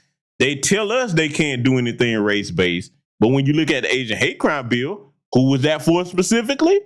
Asian people that are classified as white. Huh? See, I pay attention to everything. So now, when you look at our political status, though, freedmen, that's where the problem comes in, where you run around talking about African this, African that. We are descended from African. We have African descent, but we are not culturally African. We are not a part of any African nation. There's nobody saying, hey, come on over here, we'll give you citizenship. There's no African, even though there's 26 African nations that you can get citizenship in after you jump through a whole bunch of hoops and red tape. There's not one African country that has a program like Israel where they say, hey, if you're a Jewish person, come on over here, we got you some citizenship if you're a white Jewish person. Now, the African Jewish people, the Ethiopian Jews, oh, they get them the blues when they go running over there. And that's why I don't understand why them folks keep running over there like that. They don't want you there. You're not running nothing over there. That's where your religious beliefs get you in a lot of trouble at. And it could potentially have you losing your life. Okay? So until I start to see that, Dr. Umar doesn't understand that that's the flaw in his logic. Okay? Very intelligent man, and I get the passion behind what he's saying. But as far as getting things done for us and our lineage, that American African stuff ain't gonna cut it. It's just not. See, the white supremacists love that because they're like, oh, we got you right there. We got you. Let it continue, though, because the shillbillies are going to argue with the logic that he's presenting outside of that one issue that I have. Because, see, I'm not talking from a standpoint of just being contrary to being contrary. I'm talking about what's actually politically on the books as far as our status. So Pan-African stuff, if you're going to go abroad and do that, cool. That works there. When it comes to what we're trying to get done here, though, that's counterproductive. That's just not going to work. Not because I say it's not going to work, but because when you look at what's actually on the record, our political status, it is not American African. It's freedmen. Let's let it continue. She says she will, I might vote for her. Tell her to create a presidential cabinet level position for American African affairs with a federal director whose job is to look after the best interests of the American African people. Ask her if she's willing to do that. I promise you she won't. Well, you know what? Salute to my first sergeant, some chick named Star. Thank you very much for the cash out, my sister. Thank you. But see, I have another point of contention with my good brother, Dr. Umar here, okay? Here's my other point of contention. Dr. Umar, brother, what you gonna have to come to terms with right here in America, where you want to pile everybody together under the banner of African this, African that. We don't have the same goals, ideologies, or thought process. Half of them are trying to side with the white supremacists. I got to go there, which would be the tether class. And then you will have our riders, which are smaller in number over here than the tether class. There's more tethers over here than riders. We just got to say that like it is. We got to call it what it is. Now, most of the own cold continental African brothers and sisters and Caribbean brothers and sisters, they are outside of America. They are actually home, trying to make their home what it should be for future generations. I have nothing but the utmost respect for anybody doing that. Okay? Those are the ones that if you travel, that man, look, that you meet some of the best people, regardless of what you see with the tether class over here.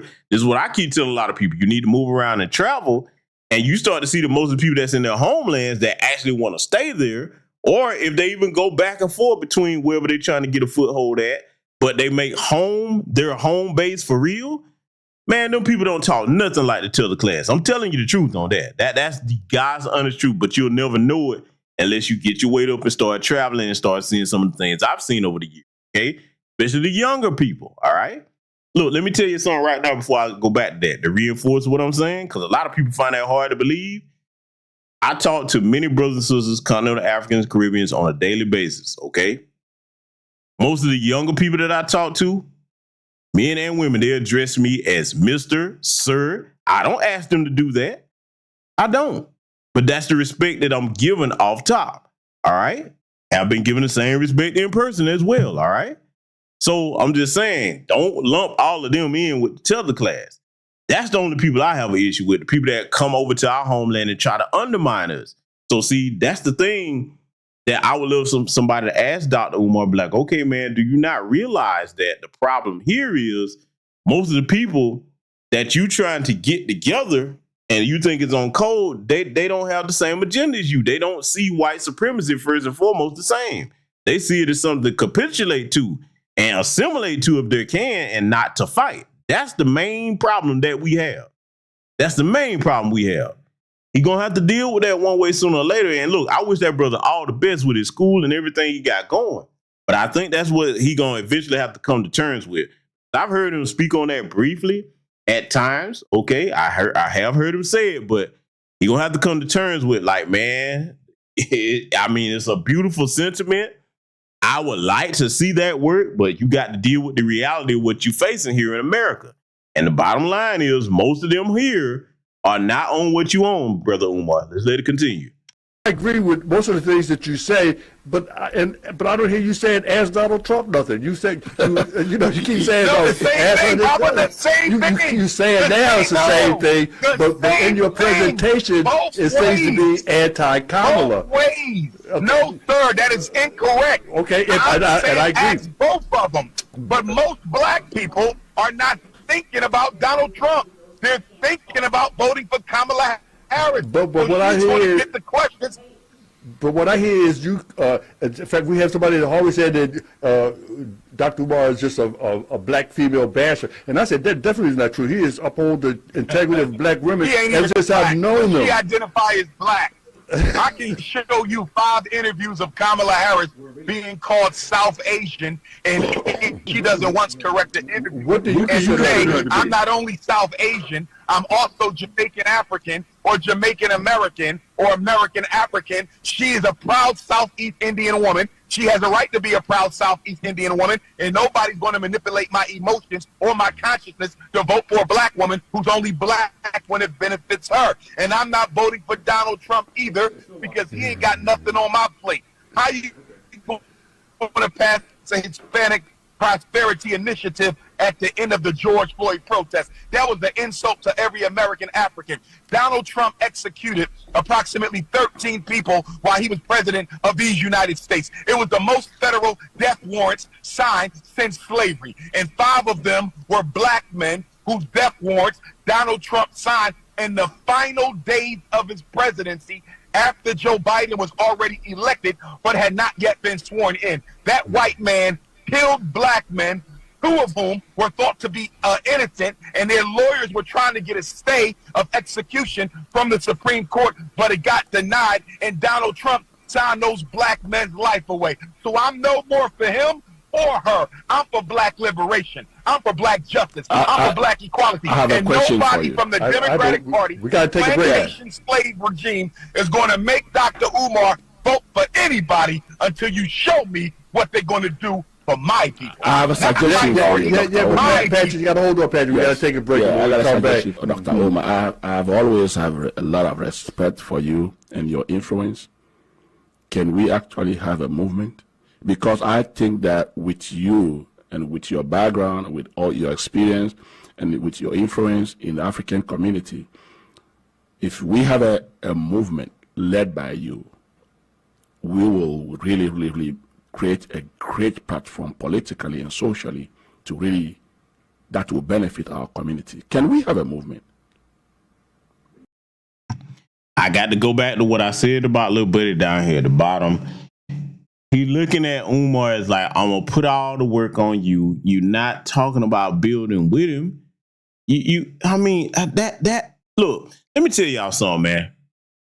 And there are brothers and sisters in here that can attest to this. If I come around you in person, or if I talk to you online or whatever, and we talking about business, I'm not going to just talk and put all the work on you. I'm going to try to contribute what I have with my resources, my connections to whatever I'm asking you to be a part of. Or if I hear you got something going on, and look, plenty of people can vouch for me on this over the years, I'm going to try to bring something to that. So, okay, hey, you got a piece of the puzzle. I got a piece. Let's put these pieces together and see what we got. He doesn't have the mindset to do that. He keep looking to one man. Because see, think about it. This is what I don't like about that. As a man speaking, okay? Because it's different for the sisters, okay? But you got some sisters out here that understand what I'm saying too. So no disrespect to you sisters. But from a man's perspective, there's supposed to be shame if you bring in all of that on one person's shoulders. And then what happens if that person gets sick? What happens if, heaven forbid, they get to making too much progress? And then there's some little big-eared tether like Barack Obama that decide to kill Muammar Gaddafi there. What happens then, huh? History has shown us that when you put everything on one central person and just put it all on their shoulders, if your whole movement is built behind on that one person's shoulders, then you take out the leader of the movement, and then that's the end of it. Dr. John Henry Clark himself said, hey, man, bury the man, continue to plan. This is why we say we don't have leaders. The code is the leader, okay? And see, let me add this to it, too. This is why we must make sure that we're trustworthy amongst the black grassroots circles. We don't need to be doing off-code stuff to the women. The women don't need to be doing off-code stuff to the men, because trust is the glue that's going to bond us together and make everything work. And see, when we keep seeing these people coming to our spaces here and trying to cause all this confusion, my first question is, before I even acknowledge anything that they're saying, I'm like, who sent you? This is why when I hold X spaces, I don't have them in my spaces. I'm not telling nobody else what to do. But I'm just saying, I'm like, who sent you? I already know somebody sent you over here to disrupt what we got going on. One of my pet peeves is if we got together, brothers and sisters, we talking about business, and then you have some clown come in the midst and just start talking about foolishness. I'm like, hey, man, get your ass up out the mix. We ain't got time for that. That's just how I see it. But the Shillbillies are not done yet, boy, because they finna get back to some more of these calls here, man. Y'all just wait till y'all hear this. It's going to get off the chain here in just a second. Let's let it continue. We got a movement. He has a movement going on right now. It's called the Frederick Douglass Marcus Garvey Academy. How much more can you move to try to move our young people into themselves? So now, if we don't organize in this next 3 months, am I trying to understand that you're saying that all black people need to not vote? I would never tell a black person not to vote, and I never have told a black person not to vote, because you do no harm by voting, but you do a groundswell of good by organizing and voting together as a single community. Mm-hmm. So black people are going to do what we've done the past 14 presidential elections. We're going to go out and vote our heart and vote our minds and vote our emotions. And whoever gets in office will not have to be accountable to us, because we did not require them to be so before we cast our vote. I agree. Wow, we can't do this in 3 months. Like you say, all things are possible. You're supposed to have I agree with that. But still, we need to organize long before the election and make specific demands. And then I think we will be stronger. I absolutely agree. But here's the thing. The reason this is such a hot topic right now is President Biden did something that I don't think he withdrew his candidacy as president of the United States for a second term just before the Democratic National Convention and only a few months before the next presidential election.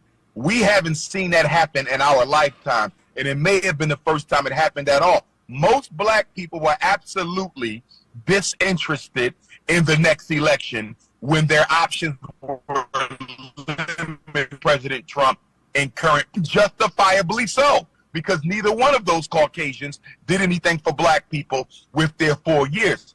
But when Kamala Harris decided to run, when Joe Biden gave her his blessing, when the Democratic National Committee said that she was likely to be their nominee, when black people and white people and so-called people of color raised millions of dollars for her overnight, black people were energized to once again get interested in the election because she's a woman and she's often misrepresented as a black woman. And so that's why black people are interested now, Baba, because all of this happened within the past 2 to 3 weeks.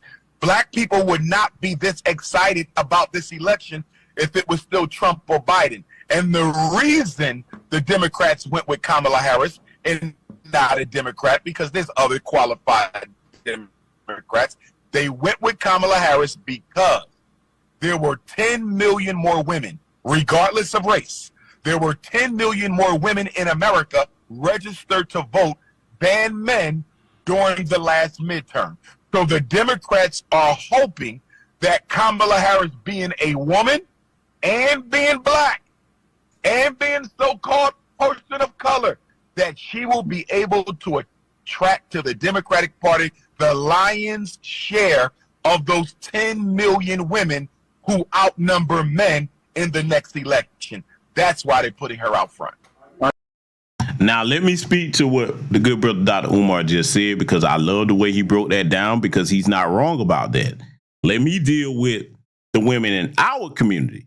You see, what we want to do over here in New Black Media Spaces is make sure that all the sisters understand exactly what's at stake here and understand exactly what the policy issues are, and not run out here and vote off of symbolism. That's what our job is over here, to make sure that, yes, you have the numbers as far as being registered to vote, but what are you going to vote for? You should be highly offended, especially if you have children, at the idea of voting for this woman and she's not going to do nothing that specifically benefits black people. Yeah. Oh, so that means basically she's telling you, screw you and your kid. Huh? See, we got to make sure that the sisters understand this. And see, this is where it takes competent black men to do this without the goofy gender banging. My sisters, my dear sisters, listen to your brother GBS right now. Listen to me. You look back at that pandemic. I got to go back here because we got to talk facts and reality to show you why you need to be concerned about the decision that you're going to make, because you're going to do what you want to do at the end of the day. But it's our job in these media spaces to give you the facts. Look back at that pandemic. Who were the highest rated group getting evicted during the pandemic? Who was it? Talk to me. It was Black American women. Okay. Do you hear KaMammy addressing that? Did she address that during the 4 years she was in office with Biden? Is she talking about doing anything tangible? Even if you take black men out the equation, let's go there. What is she talking about doing for you to make sure you're not going to be in that situation again? She's not talking about no reparations. She ain't talking about no anti-black hate crime bill. She's not talking about making sure you got access to business capital. She's not talking about doing anything tangible. Nothing. With this economy and this inflation, are you serious? Do you think that you can afford to do that for 4 more years? Do you think that? See? So I'm always looking at it from the standpoint of, yes, our women are very important, but you got to make sure that you have the counterpart, which are the competent men, to say, hey, the decision that we're going to make, let's think about this before we move. Let's move strategically. In other words, brothers and sisters, because I'm talking mainly to the sisters right now, make these bastards respect you. They've done nothing but disrespect you when they come trounce and make the stallion out on the damn stage to throw her ass all around when you need to be talking about policies and numbers. They're not doing that with the East Indians, the Arabs, the Hispanics, okay, the Asians. They're not doing that with them. They damn sure not doing it with white people. They come to them like they got some sense. But when it come to you, this all you need is Meg the Stallion. This is it. It's up to you to teach people how to treat you this upcoming election here. Let's let it continue. We have Cynthia on the phone line, but before we go to Cynthia, I want to reiterate again that you appear to have a lot of negative things to say about Kamala, but I don't hear you saying a lot of negative things about Donald Trump. We can talk about Trump if you want. I don't most black people I don't want to talk negatively about anybody. No, but what I'm saying is, listen, I'm a Pan-Africanist. I'm not loyal to no Caucasians or East Indians. I'm loyal to African liberation. So if you want to talk about Trump, let's talk about Trump. But nobody's going to sit here and act like I'm a Trumper or a Trump loyalist. I'm not voting for him, and I just gave you 2 big reasons why. But I am not going to endorse this woman just because she claims to be black when it benefits her. I'm not doing it. And all right, well, let's talk to Cynthia on the phone. Because of her identity. Good afternoon, Cynthia. Well, good afternoon. Peace and blessings. It's about her not having nothing on the table to be black. Dr. Omar, we have somebody on the phone. Break it up? Yes. We have somebody on the phone, Dr. Omar. Yes. I'm almost forgetting what I wanted to ask. All right. I've been on here so long. Good afternoon, everybody.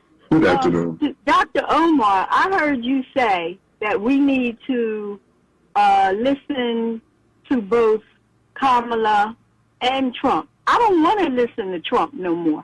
I don't want to hear anything he says. Emotion. Because I know who he is. We don't need to keep listening to him. Okay? We and why should we listen to her? And we're listening to her why, my sister? We're listening to Kamala Harris. Why? I understand you don't want to listen to Trump. Why should we listen to her? No, you won't let me finish. I'm asking a question. Why should we listen to her? I want to finish. I need no more information about Trump. Anyone that wants to uphold him and vote for him, they're foolish. Kamala Harris, I'm choosing her because of some positive things she has done. Now, it's not 100%. Like what? Watch this. Now, Dr. Umar just asked her, okay, you say you're voting for Kamala Harris because of some positive things that she's done. Like what? We've all been asking that. What has this woman done specifically for black people to help us? What has she done to undo the damage that she did to the community when she was in California? What has she done? And see, ladies, let me talk to you for a minute. This call right here is one of another that's coming up. That's a prime example of what you must look at amongst yourselves when there's no men around and say, look, sisters, we can't go out like this. Yes, we're all human beings. Yes, we all have emotions, but you do not make decisions based off emotions. If you're going to make responsible decisions, yes, you talk to both political candidates. Yes, that's what you do. If for no other reason than to get them both on the record and say, hey, if they both telling you, hey, the hell with black people, then you come back and say, hey, listen, I talked to both of them. They said the hell with us, so it's the hell with them too. If for no other reason than that. But see, you heard her. I don't want to listen to no one else about Trump. Okay. Well, then, like Dr. Umar said, then why should you listen to Kamala Harris? And I would ask her this question. The stuff that you say you know about Donald Trump, let me ask you this, sister. What policies does he have on the books that have specifically harmed black people? Policies. Name those. Is the reason that you don't want to listen about anything from Donald Trump's mouth, not people talking about him, is it because you listen to people like Port Chalmers, Prime Reels Martin, okay, and Joyless Ann Reed and the rest of them, the Shillbilly crowd, because they're telling you what to think instead of you thinking for yourself. See, let me tell y'all something, man. For me, there's no way that I'm going to just listen to what somebody says about somebody if I have the opportunity to talk to the person. I don't ever do that. There's people pissed off with me right now because I'm like, yeah, that's what you saying. But I'm going to talk directly to the person if I have an opportunity to do so. And look, I'm going to tell you right now, man, there's some dudes that applies to too. I ain't going to go into detail about some stuff, but I'm just going to say this. For me, the way I was raised, if I got a direct line of communication to talk to you before I make an assessment on anything, that's what I'm going to do with a brother or a sister. I'm not just going to go off of what somebody else said, he said, she said. No, if I got a direct line of way to talk to you, that's what I'm going to do. So it's like she doesn't realize that what she's saying, that makes her unqualified to lead on anything, not just because she's a woman, but because of her rationale that she's using. So we're going to need the sisters that's on code and got sense to teach the younger women that you don't move like this, okay? That's not what business is about. Business never includes personal. Business is strictly business, okay? Business is strictly business. Let's let it continue. It's not 100%. Like what? A few things. I mean, I'm not here on the phone to do that. But what has she done for black me? I gotta listen to Trump. people? You said she's done some things. Well, you ain't gave me an answer yet. Yeah, but still, you beating the system. I apologize, Cynthia. He's coming kind of hard on you, but you know, and I think you seem to be so negative towards Kamala, but you Now, that's what I don't like about Baba David tried to do. That's gaslighting of the highest order. Dr. Umar wasn't rude to that woman. He ain't beating her up. He's not being negative. He's asking logical questions. That's what human beings with intelligence do. The woman said that she's going to vote for her because she got some things that she's done that she like. What are they? Tell us. Let us know about these things. Maybe we need to be educated. Maybe we have it wrong. Maybe she's got some hidden grandiose policy that just slipped under the radar that we don't see. Tell us what it is. But see, I'm gonna show you how you know you're dealing with a shillbilly. If you do what I just said there, they get highly offended because they know what they're saying makes no sense. They cannot defend that woman's political record in no way, shape, form, or fashion. So when you say, hey, well, tell me what the policies are. Well, what Trump gonna do?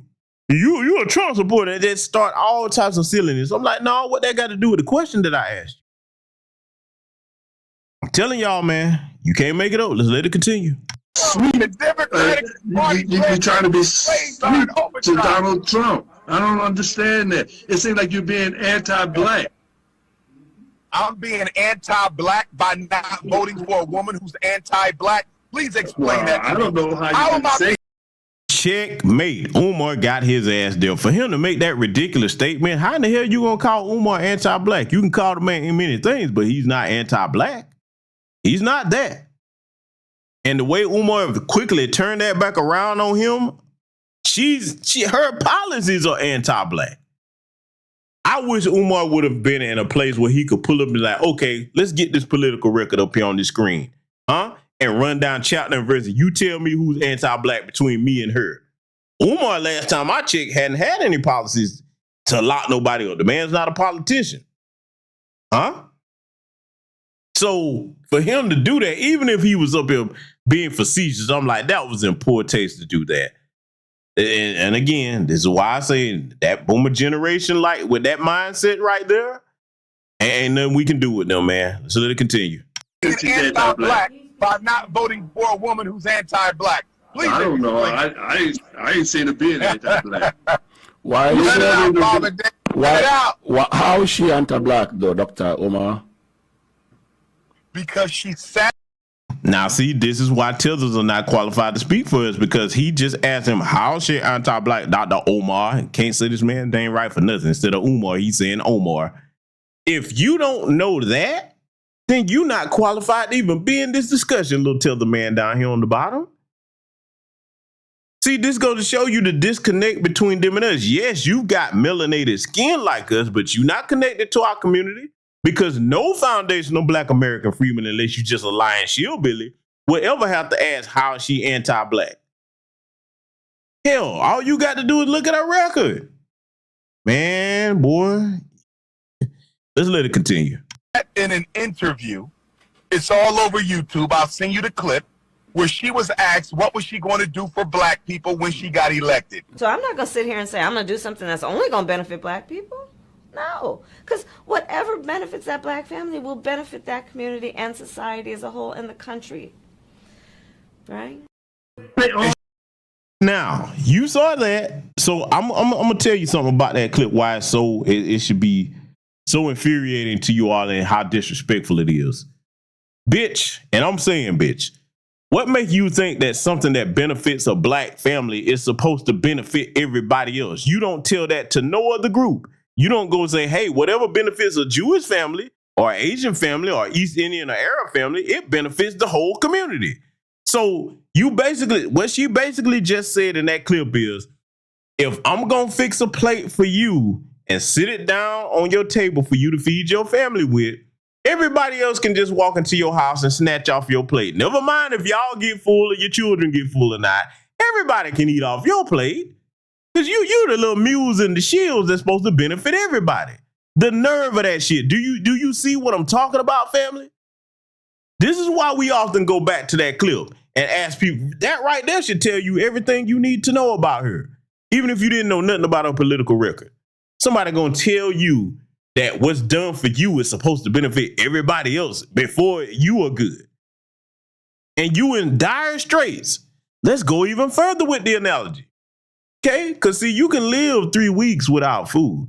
You can only live 3 days without water. Imagine if somebody told you if you was in the middle of the desert and you've been out there for 2 days. I've said this before. 2 days, you ain't had no water whatsoever. Somebody come and tell you, hey, look, you and your family here, I got this bottle of water. It's only one, but you're going to have to let everybody else over here drink from the bottle first, and you can get the little drips that come out of it if there's anything left.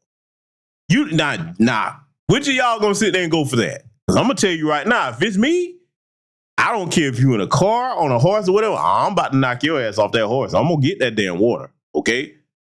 The hell with that. We on life support in Black America right now because of these people's policies. And you got these people sitting up here shillbillying up, man, for off of emotionalism. No, the stupid shall not lead as long as those of us that are intelligent have anything to do with it. Let's let it continue. Every mayor we've had in Philadelphia said the same thing. I'm not the mayor of Black Philadelphia. John Street said it. All of us say it. Barack Obama said the same thing. Said we're not going to do anything. She said we're not going to do anything just for Black people. Those are her exact words. Her exact words. I am quoting her. We are not going to do anything just for Black people. So it looks like she was talking. See, Dr. Omar, you were talking about not as being emotional, but it looks like you're just really white supremacy. Now see this little frog face tilted down here. This part really pissed me off, man. I may have my ideological differences with Umar, and y'all know what that's on, especially when it comes to reparations and such, and how we identify. But for this little frog face tilted down here to pull that feminine bullshit and start gaslighting and talking about Umar as being emotional, that's the most logical man on the damn panel. Now you, boy, on top of being a tether, you prove you don't have any masculine logic to you. Men don't do that shit. If I'm having an intellectual discussion with another brother and we discussing something and we at loggerheads on it, we going to discuss the issues. I'm not going to get personal with him, especially if he's not getting personal with me. We're going to stick to the facts. We're going to stick to the facts. I'm not going to gaslight him, man, you getting emotional. How? Because everybody that's listening to that can tell who the emotional shillbillies are and who the incompetent ones are. And it's not Dr. Umar Johnson in this case. This is pathetic, man. Let's let it continue. You're defending white supremacy, and you ain't gave me one reason why we should vote for her yet. Or him. Neither one of you have given me a single reason why Black people should vote for Kamala Harris. You want Donald Trump, but you ain't got a reason for this. But you don't say that. You don't say either or. You say keep nowhere. Good afternoon, Paula. Good afternoon. What's your first name? Where you calling from? My name is Mary, and I'm calling from Jersey. Hey, Jersey. And I'm sick of listening to Umar. Umar, let's talk. Okay? First and foremost. That's Dr. Umar. It's the Dr. Umar. Well, then act like a doctor and stop criticizing everybody. Bottom line, people who non-emotional, strategic thinking. Hater. You are a Black woman. You're emotional, my sister. Do y'all hear this caller, this woman that called in? See, now I got to go where I said I was going to go at the beginning of the broadcast. Anybody that's familiar with Dr. Umar Johnson's work know he is the last thing on earth from a Black woman hater. In fact, one of his flaws, and I say this out of love and respect for my brother, one of his flaws is he often kisses their asses too much and don't tell them the truth. Let me tell you something. People can say what they want to say about how harsh I am with certain things, but I chastise the ones I love. Black American women are our women of our community. If I didn't give a damn about you, let me show you something. For the ladies that's listening, I can't believe he said that. Yeah, I am, because see, a black man that really cares about you and loves you, I'm gonna give it to you in a way that might make you laugh, even though some of them probably mad at me for saying it that way. I don't care about that. You can be mad all you want, because I care about the women in my community that's got some kind of damn sense. If you was about to you got dressed in your best outfit, okay, ladies? Think about it. All you ladies in here listening, those listening to it recorded, think about whatever your best outfit is in your closet. Matching shoes and purse. I mean, whatever that is for you, the one that you wear when you say, you know what, I'm trying to show out. I'm trying to dress to impress when I leave my house. Now, you think about that outfit, okay? Now, you go get whatever your favorite cologne, perfume is, okay? Perfume. Get your favorite perfume. You put that on. You done got your lipstick right, hair done, all of that. Now, we get ready to leave. Okay, whatever gentleman you in the company of, y'all get ready to leave the house. But there's one thing missing before you get ready to go outside that house. You pass this dude, whoever he is to you, your husband, boyfriend, significant other, whatever the case may be. You pass him, and before you go out that house, he be like, hey, whoa, wait. Before you leave, something missing, baby. What is it? Babe, look, I don't know what all you did while you was in the bathroom, but you didn't hit them teeth and use no mouthwash. Your breath is kicking. Now, before we go outside this house, because you look fabulous, but that breath could melt through concrete. Now, come on over here, open your mouth so I can bust you in the mouth with this Listerine balloon and get this breath right, huh? Come on now. Because if I love you, I ain't going to let you go out the house with funky breath like that, okay? Your breath should not smell like a hot New York City dumpster in the summertime, all right? You can look as fabulous as you want to look. Oh, I see y'all laughing. Come on now. Hey, my first son to say, breast the back of that tongue. Okay, hey, yeah, see, I'm trying to help you out. I ain't going to let you go out there like that. Now, a man that hates you, hey, he'll like, man, this heifer, I really don't even want to be with her. I'll go out. Breath kicking, he's like, yeah, that's good. Let me just go on out here with you. He ain't going to tell you nothing. See, bottom line, ladies, if we love you, we're willing to make you mad because we care about you, okay? I know I am. I'm not afraid to piss you off. If it's something that I know I'm speaking in good faith, that's a help to you, and vice versa. It should be the same way for the sisters with the men. A sister that really care about you, she ain't gonna let you go out bad. She gonna pull you to the side and be like, look, babe, listen. This right here, this ain't the move.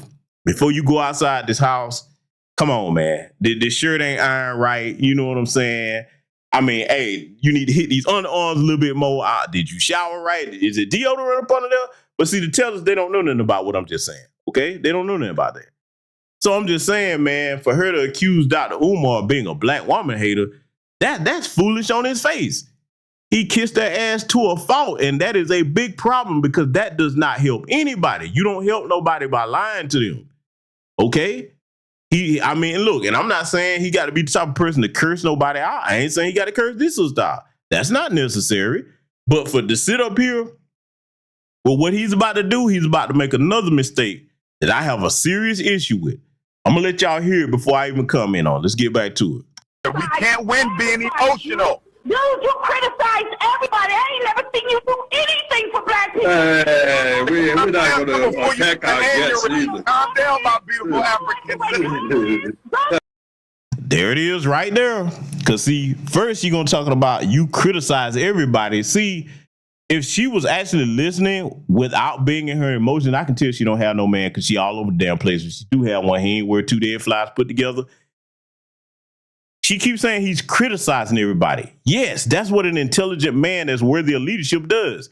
He critiques things. He thinks critically about things and say, hey, wait a minute. This doesn't add up. I don't know if this is going to be conducive to the empowerment and protection and health and well-being of our people. Let me scrutinize this. Let me ask questions. Huh? And then for her to turn around and accuse this man of hating black women, but see where his flaw is. And I get why he's doing it because, look, if you meet Umar, he's really a big overgrown kid in some ways. Yes, he is. Okay. Not taking a shot at him, but that's his personality. One thing I take issue with, and again, I'm not saying he should have bit the sister's head off, but let me tell all of y'all something. I'm an old school Gen X Sigma male. I do not believe in coddling you when you being disrespectful. It ain't gonna be all that beautiful sister queen stuff. No, I ain't got to curse you out to call you out your name, but I'm not gonna do that because that's rewarding bad behavior. See, I'm old school with it, okay? Just like none of you will reward your children when they showing they behind, throwing tantrums in the floor. I don't believe in doing that with grown-ass women. No, you gonna talk like you got some damn sense. Don't be all that, my beautiful queen, my sister. Nope. Because if enough people keep doing that, and that's one of the problems in that conscious community, enough of them, that they keep kissing women's ass and they think that you're supposed to just treat them with the utmost of respect when they're being disrespectful. No, that is not how that works. Because see, if you do that, a person never understands when they're wrong. There's a right way and a wrong way to address that. And then if they carry that behavior on to future generations, they have the next generation of women thinking that's what you're supposed to act like. I don't play that. You're going to give me the same respect that I give you. And that's one of my issues that I have with what he's doing here with his caller. But I get why he's doing it. I get why he's doing it. He's trying to disarm her, but that doesn't work. Fact of business, I'll tell you a mature way he could have handled this. He could have said, instead of all this, my beautiful sister and all this, and she just being completely disrespectful, wouldn't even call the man by his actual title, Dr. Umar Johnson. I would have said, sister, let me ask you a question. If you consider yourself to be an intelligent woman, I haven't disrespected you in any type of way. What makes you think you're supposed to disrespect me? And then we carry on a conversation like this. Now, if you're not going to be able to talk like a grown adult, then I don't have no conversation for you. That's where I would have went with it. Let's let it continue. All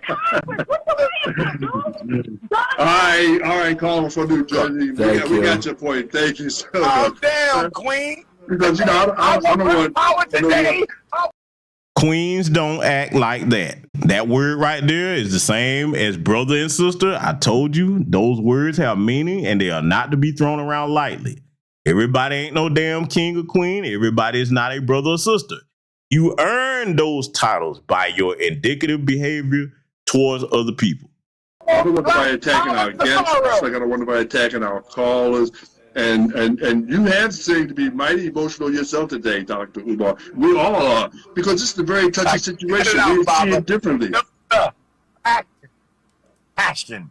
I am passion.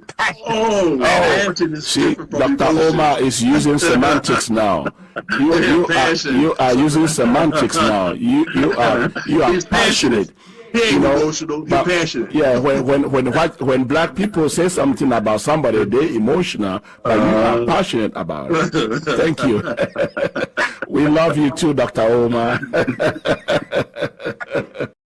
Lord, y'all, I hate to be petty, but look, Kermit down there on the bottom just can't get this man's name right for nothing. Dr. Omar, he just so lost. Come on, Kermit. Do better, man.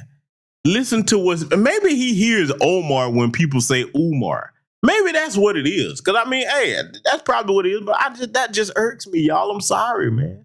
Dr. Omar is Umar. Sound it out. Umar. Jesus. I'm sorry. Let's let it continue. But, you know, we needed this conversation because I want people to understand that, again, I want to be clear. What, is this person still on the phone? Oh, but I'm still clear. I want to make it clear. So if every black person stayed home and didn't vote, and you say, well, it won't make no difference in the end. But what if it does make a difference? What if Donald Trump gets in there and listen to this shillbilly boomer here. What if it do? What if he doesn't? See, this is how programmed they are. They got these doomsday scenarios in their head. What if Trump get in? He gonna put us back in slavery. And I'm gonna go where I've been going about this. Ladies, listen to me.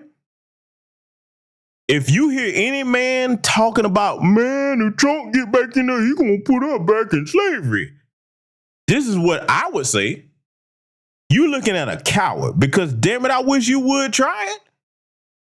Oh, I wish you would try it. I get it. Everybody doesn't have a military background, but damn it, I will die before that happens. You hear me? I will fight to the death before that shit ever happens. Because I'm like this. You should be prepared. That's a coward talking that's not prepared for that eventuality.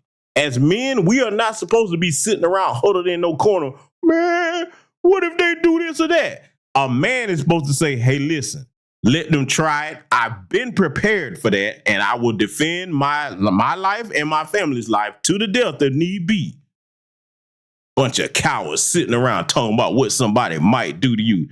A crying disrespectful shame to their ancestors. All skin folk are not kinfolk. Let's let it continue. Does a tremendous disservice to black people. Then what? You say, oh, we should have came out and voted. No, I wouldn't have. Because guess what? What we fail to realize is when it comes to black people in America, the Democratic and Republican agenda for the American Negro is absolutely 100% identically the same. It don't matter who wins. You're going to catch the same hell regardless because we don't carry on our politics in a non-emotional, professional, and organized manner. They don't have to take us seriously because we are disorganized. So I don't care who you vote for. You're getting nothing because you did not vote as a single unit. Okay, let me ask you this. So are you gotta vote as a single unit with an agenda in place and demands? Because see, you can vote as a single unit. Been doing that for the last 60 plus years. And I know Dr. Umar understands that, so I'm just saying it for clarification. Last 60 years, most black folks voted in a block for Democrats with no tangibles or agenda or demands. So I just want to correct that part right there. And I know that's not what he meant, but just for the sake of those that come back and listen to it, let it continue. Remember the Affordable Care Act that Barack Obama presented? Did that help black people? Affordable Care Act that they called Obamacare. I think that benefited black people a lot. First of all, affordable care was for Americans. It was not for the black community. Stop. Moreover, when they use that term affordable, let me go ahead and throw this in the lexicon, in your mental lexicon. Brothers and sisters gathered over here, listen to this broadcast live recorded. Throw affordable in the same bucket with minority, people of color, disenfranchised, underserved communities, equity, all of that. Because affordable, here's why I'm telling you to do that. Affordable is a broad term. What is affordable? You make these bastards define what affordable means. Put a price tag on it. Okay? It's affordable. What the hell does affordable mean? Because if you just use affordable, think about it. I'm going to give you the logic over here because this is the logic channel. Affordable, without being defined, people in this country are in different tax brackets. What's affordable for one person may not be affordable for the next person. So don't let them just hit you with affordable. No, what does that mean? Because KaMammy could be using the term affordable for her lifestyle. She's married to a multimillionaire. She's amassed a shit ton of resources by her flat backing Olympic gold medal capability. Her version of affordable is not your version of affordable. We clearly see all the money that these shillbillies are throwing at her. And by the way, to clear it up yet again, that is not grassroots Black America paper and hub like that. That's mostly goofy shillbilly celebrities and the boule class. That is not the average Black American brother or sister paper and hub to the point where she's making all these fundraising records and all of that, okay? Because the average black person in this economy don't have that money to throw at her that way. Family, let me put an exclamation point on that before I let this wrap up here. For those that was like, man, all these black people giving their money to Kamala, okay? Don't you understand that for most black people, because there's more poor black people in this country than wealthy black folks. Don't you know that for most black people, $200 or $300 is a life-changing situation? $200 or $300. They can't skip a car note, insurance, damn sure no utilities. But these food prices, that's a life-changing situation for most black folks. Okay? So just keep that in mind. Don't let these people with their propaganda mill think it's a whole bunch of poor black people out here just throwing money at her like that. No, they're not. No, they're not. Because they can't afford to do that. They can't.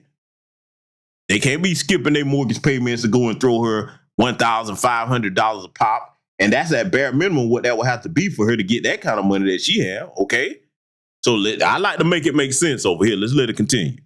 It was for them. Stop it. Barack Obama's gay laws were for gay people.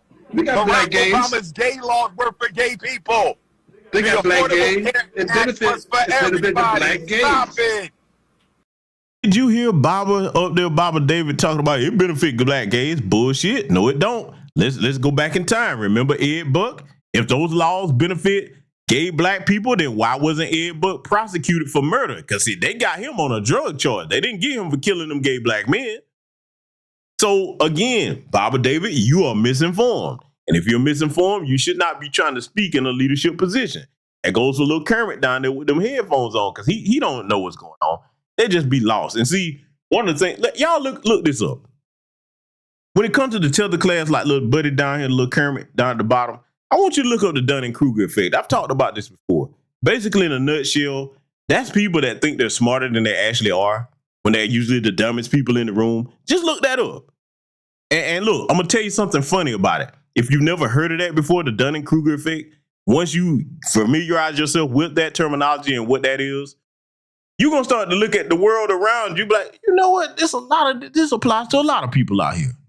And you're going to be laughing silently to yourself. Take that one from GBS. Trust me, go and look that up. But anyway, we're going to let these shillbillies continue here. Let's get back to it. Okay, just like it benefit black gays, it benefit black citizens of the Affordable Care. How did somebody who's not homosexual benefit from Barack Obama's homosexual laws? I didn't say you would. I said it benefited the black homosexual. Okay, but it didn't benefit. You are really. No, Dr. Omar, Dr. Omar, there are benefits that we get from every law that are sometimes not directly. If we're talking about laws that protect anybody, any law that protects anybody in this country, it might not benefit you directly, but it will benefit you indirectly, because the law is to protect people who are really suffering as a result of whatever they are. And so any law that protects anybody in this country, we're talking about protection. If it does protect them, then we all benefit from it indirectly. Well, so Dr. Johnson, so what do you suggest we do then as a mass of black people? If we're not going to get organized in strength to prepare for this election and get some demands and have some meetings with both candidates, and I believe 3 months is more than enough time to do that. But if we feel that we can't, let's organize for the next presidential election, because it'll be here in 4 years. Time is.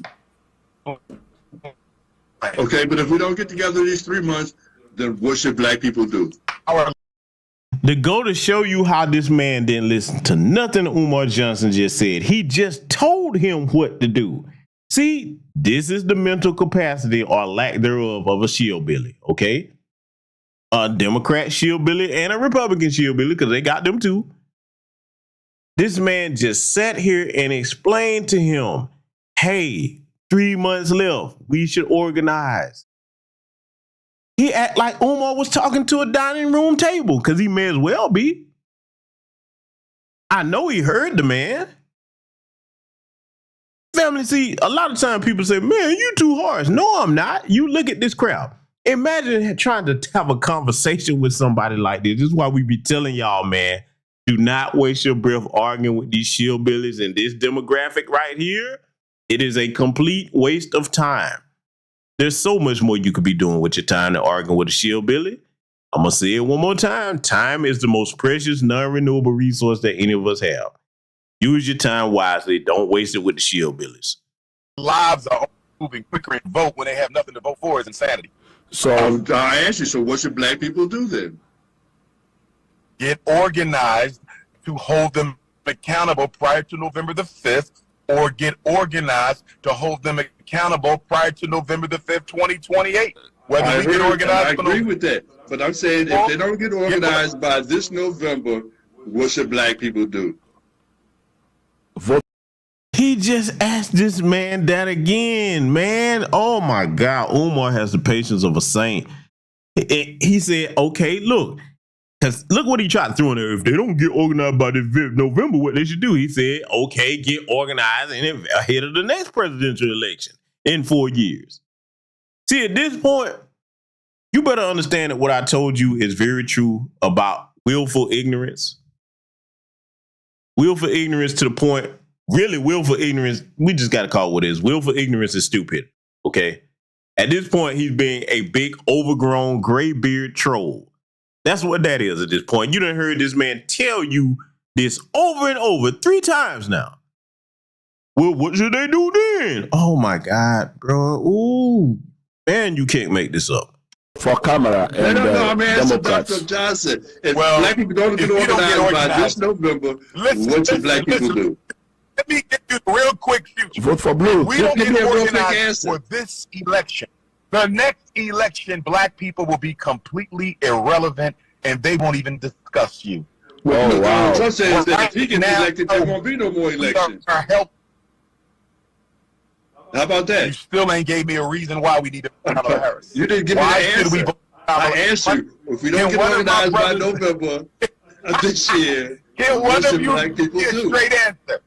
Get out, please get a straight answer. I'm asking you for a straight answer. Vote for Kamala Harris. You sound like a politician now, man. I asked you a question. I'm a Pan-Africanist. I will never hold on. Okay, but I asked you, if we don't get organized by November, what should black people do? There's no other option, Baba D. We don't have options. Organize or die. That's options. Organize or die. Commit suicide, right? Organize or die. That's your options right there. Organize or die. So the focus is more on the black people to organize themselves than the candidates, right? Of course, my brother. Yes. Self-determination. Candidates don't want you organized. There you go. Nobody wants organized black vote. Listen to me, fellas. Nobody wants an organized black vote because an organized black vote can hold candidates accountable. They don't want us to get organized. Y'all can't see that? They don't want you to get organized. I can see my producers tell me we got to take a break. Let me tell you something. I agree with the final statement that Dr. Umar made there. Organize or die. He is not wrong with that. Organize or die. Now, we might have ideological differences, but he was on point with what he said. Organize or die. Okay? Organize or die. It's as simple as that. If you don't, hey, you won't get 4 more years of this. Because see, think about it. You look at this inflation that we're dealing with right now. Just inflation alone. Never mind all the other issues. Car insurance going up. Okay, all these other different issues that's going on. We're just going to deal with the inflation across the board. Do you really think that the average black American can still deal with this in 4 more years? Because the shillbillies are suffering. Let's be clear. The average shillbilly, they're not getting the Democrat kickback checks that Boule Martin and Ricky Smiley and everybody else is getting. They're not getting that. These people are already multimillionaires. The average shillbilly that's talking about vote for KaMammy and vote blue no matter who, and them goofies that Umar was just talking to, they can't survive 4 more years of this. There's no way. But yet they will argue against all sanity and logic and reason. So, family, I think I'm proving my point here tonight. It's going to be a broadcast I'm going to leave up so you can review it. A lot of y'all probably never thought you would hear me actually give the brother Umar his props on this, but when the man is right, he's right, okay? And I don't have any problem acknowledging somebody when they're right, they're on point. All the other stuff we can deal with later, but as far as this right here, he has the right mindset about the politics. And that's the same thing that we've been saying over here on the Black Grassroots for the longest now regarding these issues. We tried to tell these shillbillies in 2020, they wouldn't listen, and here we are in 2024, and a great number of them still hadn't learned their lesson yet. You're not going to be concerned about them. We're just going to move with like minds that actually have sense enough to grasp the seriousness of the hour of our history that we're in, okay? So with that said, thank you to everybody that contributed to the broadcast. Salute to you. We're going to be cooking on Patreon tomorrow evening. Very important subject. And right after that, I'm going to have to hit y'all with another broadcast coming up. You probably already seen it in the thumbnail. Got a lot of business to take care of. I got a lot of content to get out to y'all, man. I mean, probably going to have to do some back-to-back broadcasts to get some of this out because it's just too important. It is. So with that said, make the best decision for you and your family. Take care of yourselves. Black first, salute, and I will see you all in future content.